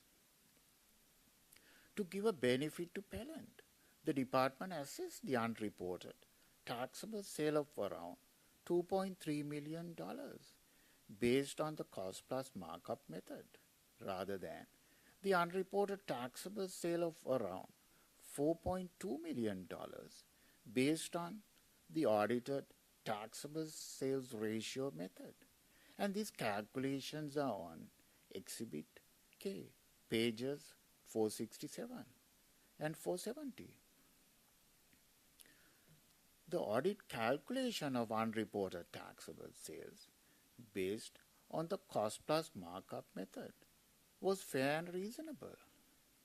Further, it benefited the appellant because it was the lower of the differences determined.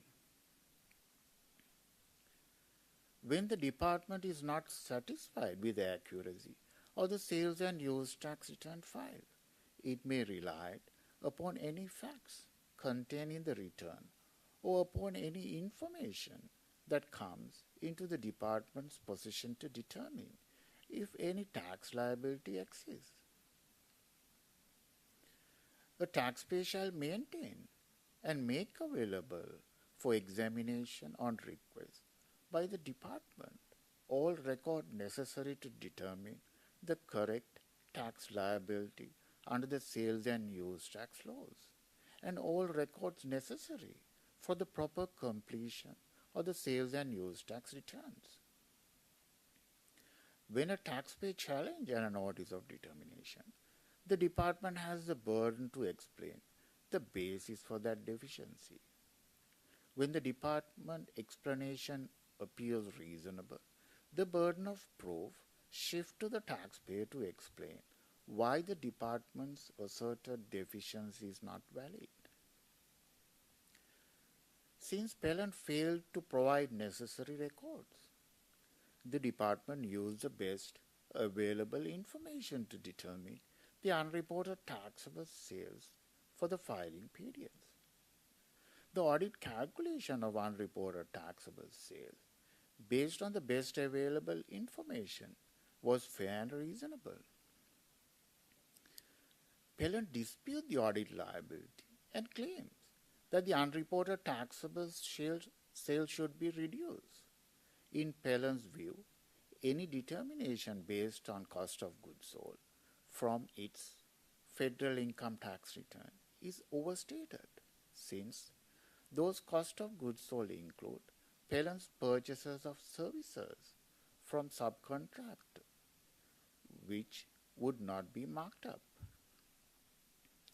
As support, appellant provided federal income tax returns for years 2017 through 2020, which include cost of goods sold recorded therein that are allegedly more representative of appellant's business for the audit period, including cost of labor and 2 schedules from his general ledger for year 2018 showing recorded cost of parts and cost of subcontractor labor respectively.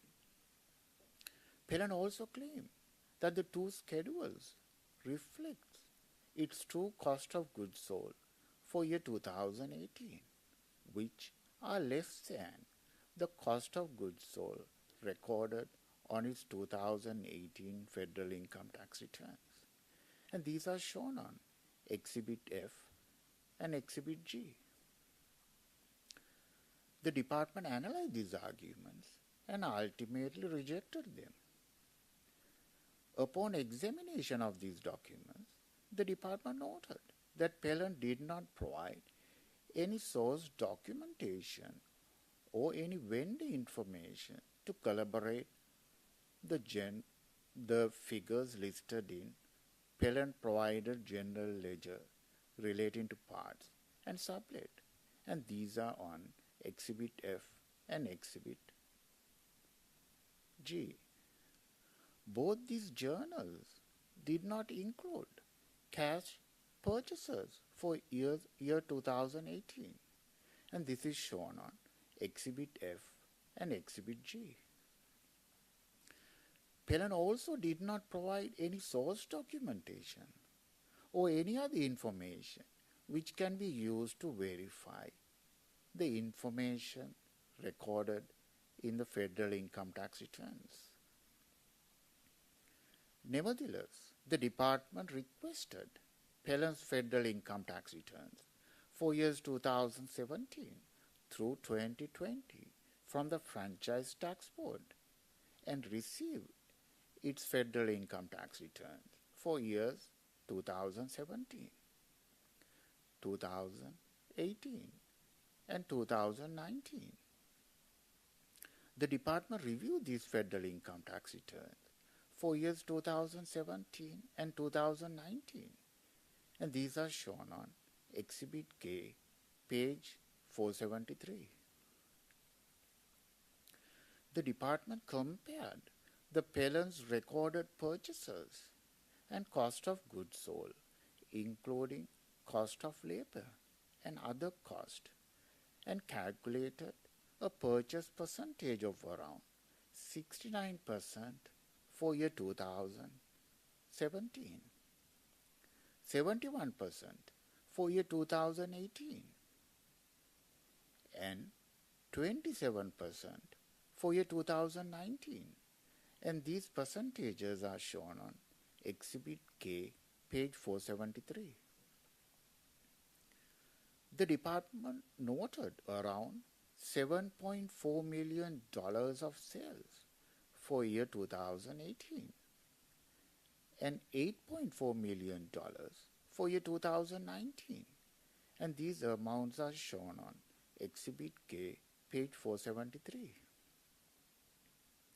There was an increase of sale of around $1 million from year 2018 to 2019, but the purchases decreased from around $2.9 million to $1.5 million in 2019, and these amounts are shown on Exhibit K, page 473.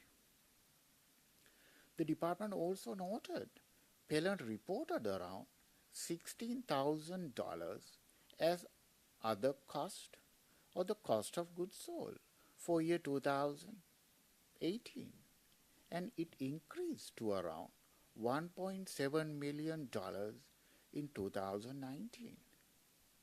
And these amounts are shown on Exhibit K, page 473.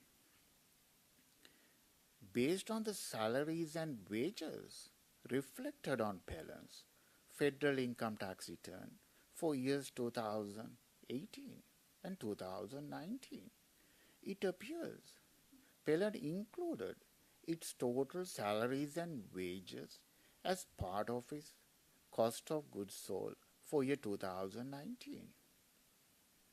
Pellen was unable to explain the reason for these inconsistent recorded amounts in its 2019 federal income tax return. Pellen also failed to provide purchase invoices, vendor list, vendor contact information, or any other information to verify the reasonableness of Pellen's cost of goods sold, including part purchases, cost of labor, and other costs reflected on its cost of goods sold calculation of the federal income tax returns. For all of these reasons, the department determined that the purchases reflected on Pellen's 2019 federal income tax returns are unreliable and unacceptable. Therefore, the department did not accept the purchases reflected on Pellen's 2019 federal income tax return. Also, based on Pellen's Exhibit 1 and sales reflected on federal income tax returns, it appears the non-taxable sales percentage is around 39%, not 62% for year 2017. And the non-taxable sales percentage is around 32%, not 66% for year 2018. This further supports that the department's determination is not only fair and reasonable, but also benefit the Pellen. Based on Pellen's testimony, it appears Pellen's labor markup is around 100% and shows that the Pellen overstated its claimed labor in its sales and use tax returns. The audit calculation of unreported taxable sales was based on the best available information. The the department continues to find the audit analysis to be fair and reasonable. Finally, the department imposed a negligence penalty for this Pellant based upon its determination that Pellant's books and records were incomplete, inadequate for sales and use tax purposes, and because Pellant failed to accurately report its taxable sales. Pellant's president also operated in multiple locations with different sellers' permit through different entities. Taxpayer shall maintain and make available for examination on request by the department all record necessary to determine the correct tax liability under the sales and use tax law, and all record necessary for the proper completion of the sales and use tax returns. Such records include, but not limited to, the normal books and records maintained by the average prudent business person engaged in the activity in questions: job jackets, sales invoices, credit card sales receipts, sales journals, or sales summaries. Failure to maintain and keep complete and accurate records will be considered evidence of negligence. According to the pre-hearing conference statement, Pellant contends that the negligence penalty should be deleted because its failure to provide or maintain its books and records for the audit period was due to its alleged sale of business to a purchaser who failed to maintain Pellant's books and records.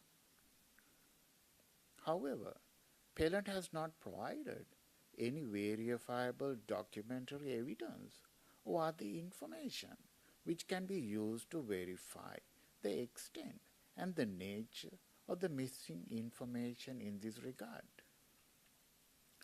In analyzing the issue of negligence, one of the factors that must be considered is whether the taxpayer has been previously audited.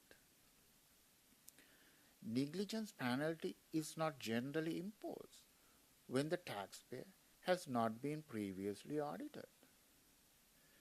Nevertheless, even in connection with a first audit, imposition of a negligence penalty is warranted if there is evidence establishing that any bookkeeping and reporting errors cannot be attributable to the taxpayer's good faith and a reasonable belief that its bookkeeping and reporting practices were in substantial compliance with the requirement of the sales and use tax law or regulations. Relevant factors such as the general state of the books and records and the Pellant's business experience must be considered, and where the evidence clearly shows that the understatement is due to negligence, then the penalty applies even when the Pellant has not been previously audited. Specifically, the department noted that Pellant did not provide complete records for the audit period, and Pellant failed to provide documents of original entry to support its reported sales tax liability. As a result, the department had to calculate Pellant's taxable sales based on the cost plus markup method. In addition, the audit examination disclosed unreported taxable sale of around $2.3 million, which, when compared with the reported taxable sale of around $4.5 million for the audit period, resulted in an error rate of around 51%. This high error rate is additional evidence of negligence. In conclusion, when Pellant did not provide complete source documentation, the department was unable to verify the accuracy of reported taxable sales using a direct audit method. Therefore, an alternative audit method was used to determine unreported taxable sales. The department determined the unreported taxable sales based upon the best available information. The evidence shows that the audit produced fair and reasonable results. Pellant has not provided any reasonable documentation or evidence to support an adjustment to the audit finding. For all of these reasons, the department requests the appeal be denied. This concludes our presentation. We are available to answer any questions the panel may have. Thank you. Thank you, Mr. Samara Wikrema. I'll now turn to my co-panelists to see if they have any questions for CDTFA, beginning with Judge Stanley. I think I already answered the one question that I had, so I don't have any additional. Thank you. Judge Kim? No questions at this time. Thank you. And just let me double check my notes to see if I have any questions.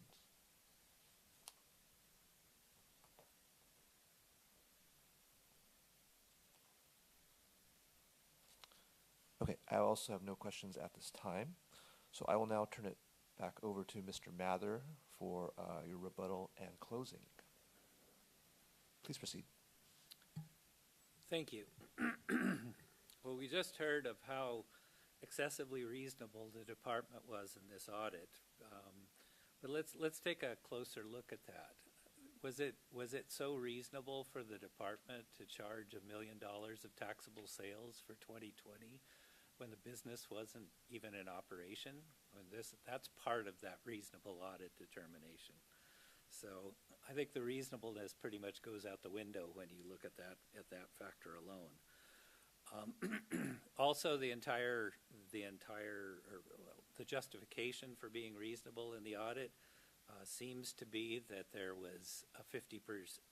The department deemed the 50% taxable ratio to be reasonable, based literally on nothing. I guess it's reasonable because it's the department's number. It's not based on anything in the record in this case, other than the department's use of the wrong purchases number to come up with the taxable percentage.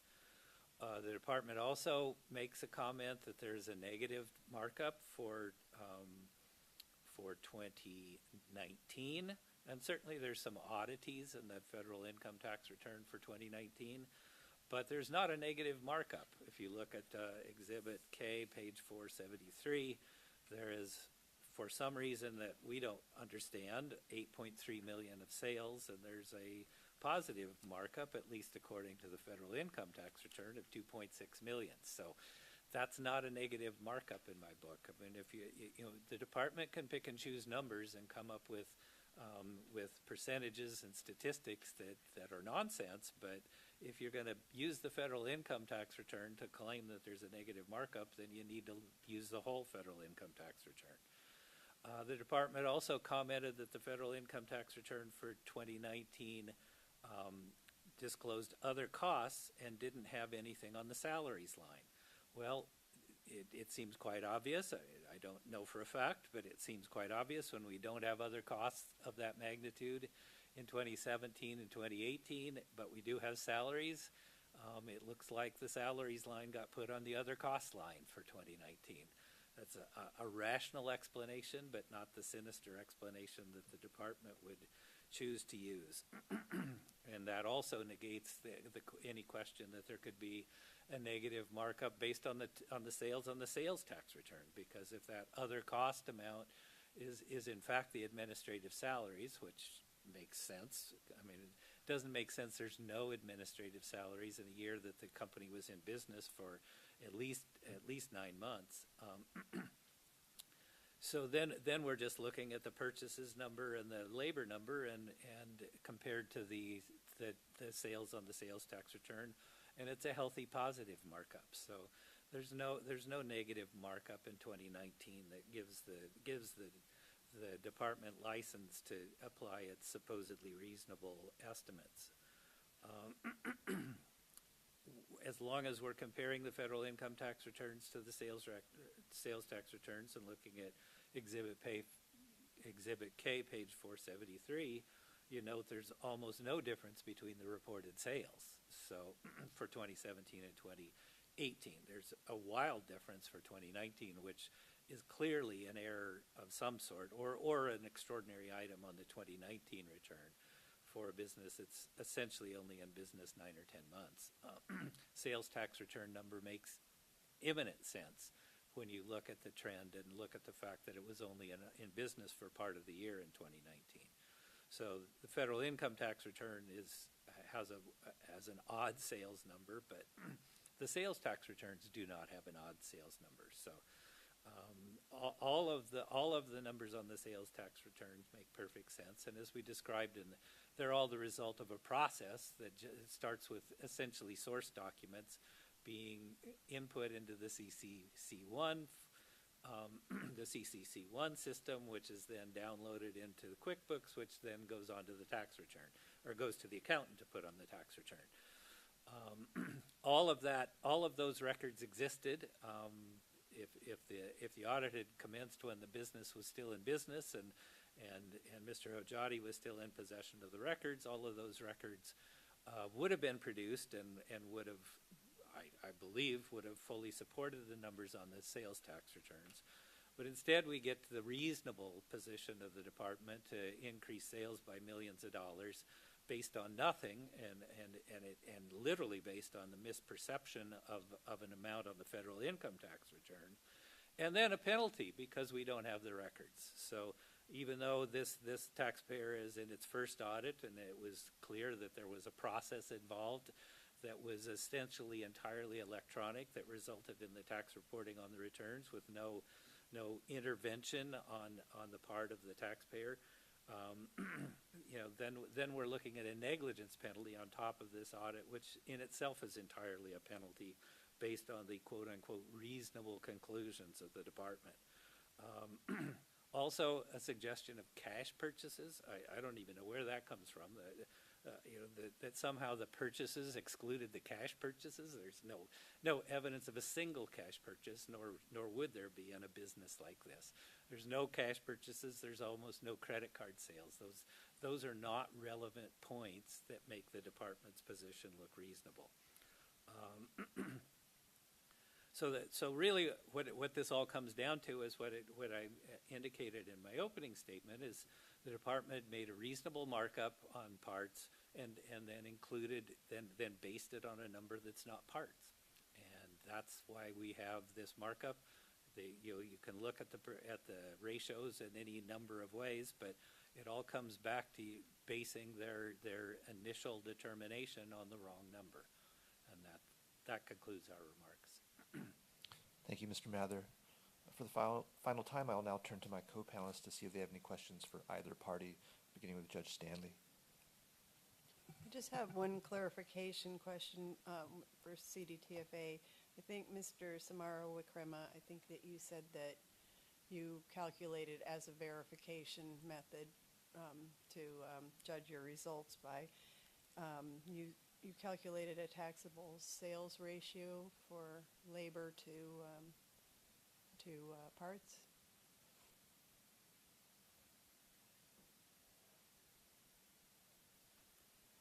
It was way at the beginning of your statement.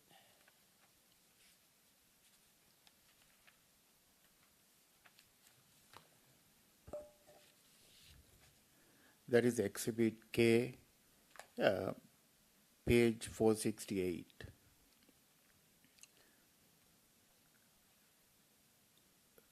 We compared audited taxable sales to the total reported.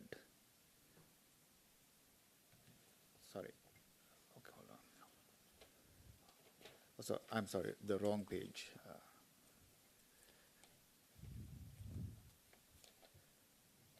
Could it have been when you mentioned Exhibit A, page 30 to 31? Yeah, 30 to 31. Give me one moment, please.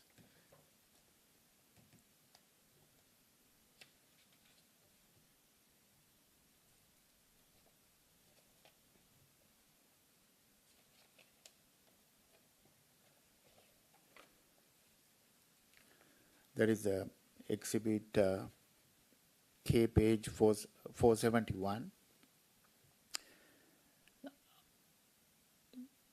We compare the audited taxable sales around $3.7 million to the reported 7.1, and based on that, the audited taxable percentage is 51.96.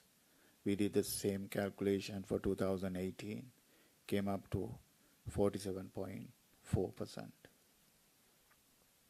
And also during the Pelham's president testimony, he was referring the labor cost is $20, but he charged $40. So that is 100% markup on labor. And if you compare the recorded labor in Pelham's Exhibit 1, and if we plug the 100% labor markup and compare that to the claim amount, Pelham overclaimed several millions of labor deduction too. Okay. Thank you. And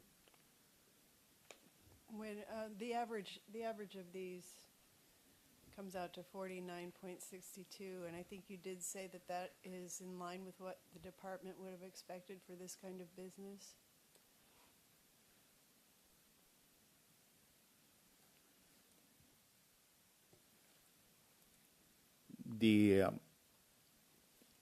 Our estimate is very low compared to, we did two different approaches.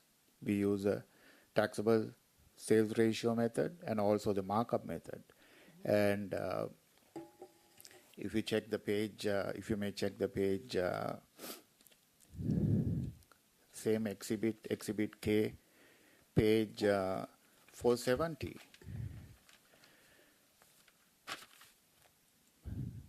Reported under column C, reported total sale is 15 million. And according to the federal income tax return, 2017 and 18 and 19, the underreported 3.1 million. So if you make that adjustment under column D, there is unreported total sales for the department, 2.9 million, almost 3 million. Then the total audited sales under column F, and the department used the audited taxable sales percentage, 51.96 for 2017 and 47.4% for 2018 and 19.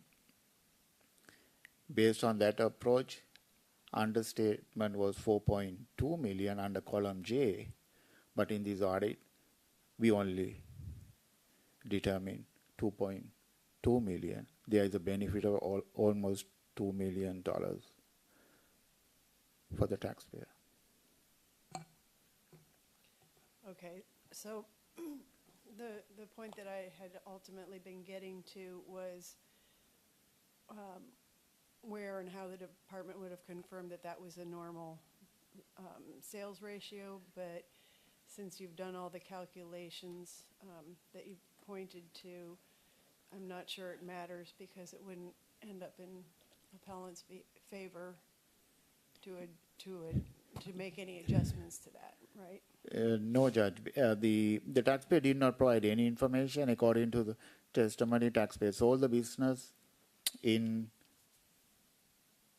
2021, if my memory is correct. But we started the audit in 2019. And the department did not receive any documents. During the field work, the department only had federal income tax returns, and according to the 1099 information, even we didn't recommend any sales for 2020. Taxpayer made sales according to 1099, but we never assess that amount. So according to page Exhibit A,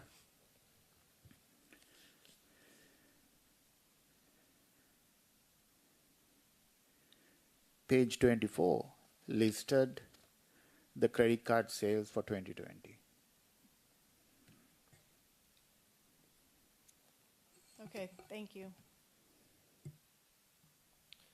Thank you, Judge Stanley. Judge Kim?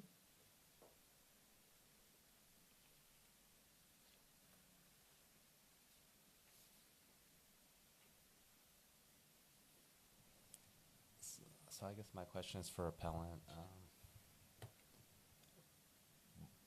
What happened to the records? I don't understand why you don't have access to those anymore. I think Mr. Hojati testified he sold the assets, which presumably included the computers, that it has all the information from the software system, and repeatedly said everything was recorded by the system, exported directly into QuickBooks, and I see there's the purchases and the part or the subletting journals that were provided, but why are there no other records? That's the part I don't really understand. Well, I think the problem is that the audit, Mr. Hojati was essentially trying to retire and get out of the business, and so everything that went with the business was sold to SAM. And the whole period during the audit, it was SAM. SAM was running this business, and we did make requests to SAM and didn't get responses, and we made requests to the accountant and didn't get responses. And then when Mr. Hojati took the business back, there were just bits and pieces, and so we provided in the appeal process the bits and pieces that we recovered, but the audit was over before he got the business back. Then do you have those records now? We have the bits and pieces that we provided. I mean, we don't have the CCC1 records from the audit period, the years at issue, and we don't have the QuickBooks from that. At least not the complete QuickBooks. So there, you got the assets back, which include the computers, but you're saying it didn't include all the records. It didn't include the records from the earlier Only the records that were submitted. Yes, that's all we could. I mean, there might have been some other bits and pieces, but they were even less relevant than the purchases journal. So. Okay, thank you. Thank you. Just to follow up on Judge Kim's question, before you sold the business to SAM, why didn't you keep records related to the time that you were operating the business through to the end of 2019? Right. Well, in hindsight, obviously that was not a wise decision. But like I said, Mr. Hojati was getting out and hadn't been notified of the audit yet, and so it didn't seem to be important at the time. Okay. And just another question. An issue raised by CDTFA was about the credit card sales, and it looked like appellant was continuing to make credit card sales through first quarter 2020, second quarter 2020. What's the explanation for that if he had sold the business at the end of 2019 prior to the pandemic? Like, what's going on there? Well, the only explanation that we have, and I don't know where this information came from, but it is likely Sam's sales. Whatever card relationships he had, he probably just kept. Got it. Okay. And then Mr. Hojai had mentioned that he had had other corporations that were also running these other auto collision centers, is that correct? So Correct. this is not his only business? Okay. And had he been audited had he undergone a sales and use tax record for other businesses, other like auto collision businesses prior to the audit at issue? Mr. Hojai, do you know? Not that I recall. Okay. All right, Judge Wong, can I add something to that? sure. Mr. Hojati was a witness in a prior OTA case for Platinum Equity Partners. We can get you the case number. Let me see if I can find it real quick. But that was a separate audit. He was the president of that company. That company was audited from 04 to 07. I think the hearing was in 2022. Was that a sales tax? It was a sales tax audit.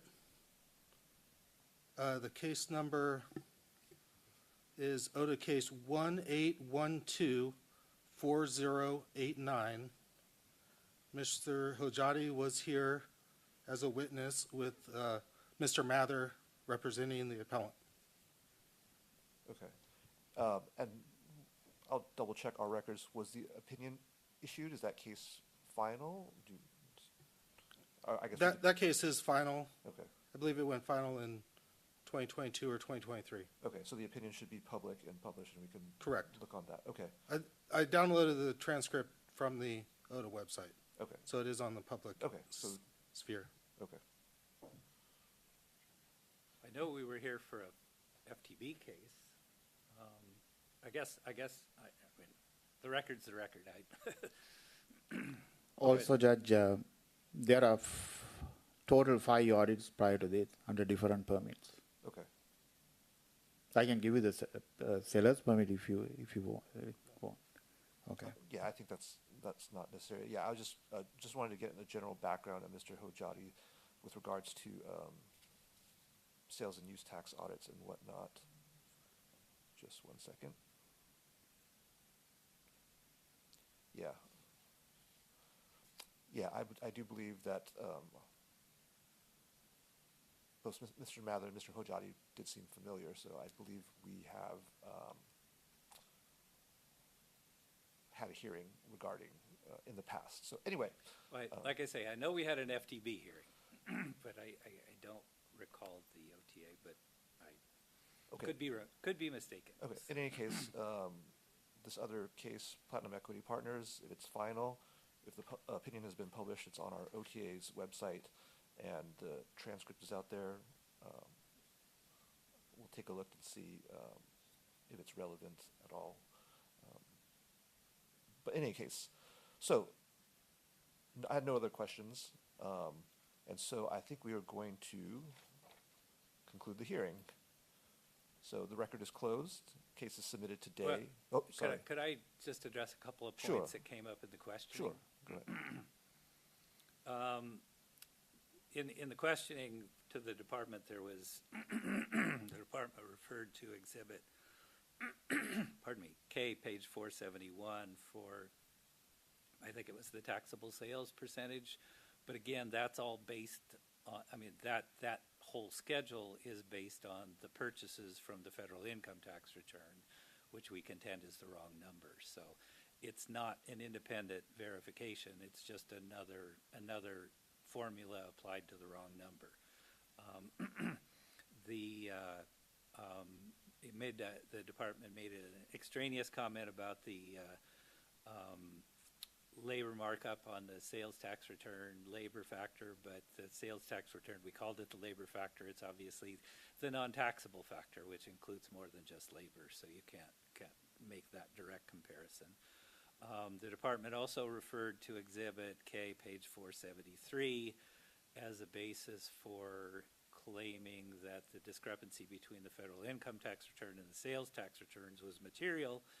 All of that is attributable to the $8.3 million income number on the federal income tax return for 2019, which is a number that seems to just come out of the blue. So it makes no sense in the context of the business, no sense in the context of anything. certainly no sense in the context of the reported sales or the bank records or anything else that we have in the case. And with respect to 2019 to 2020 and the sale of the business, again, there are bank records, there are some bank statements in the record. I can't remember the exhibit number. Those show no receipts, at the tail end of 2019 as well. And in spite of that fact, the department chose to assert $1 million of taxable sales in 2020 for a closed business. So, again, not so reasonable.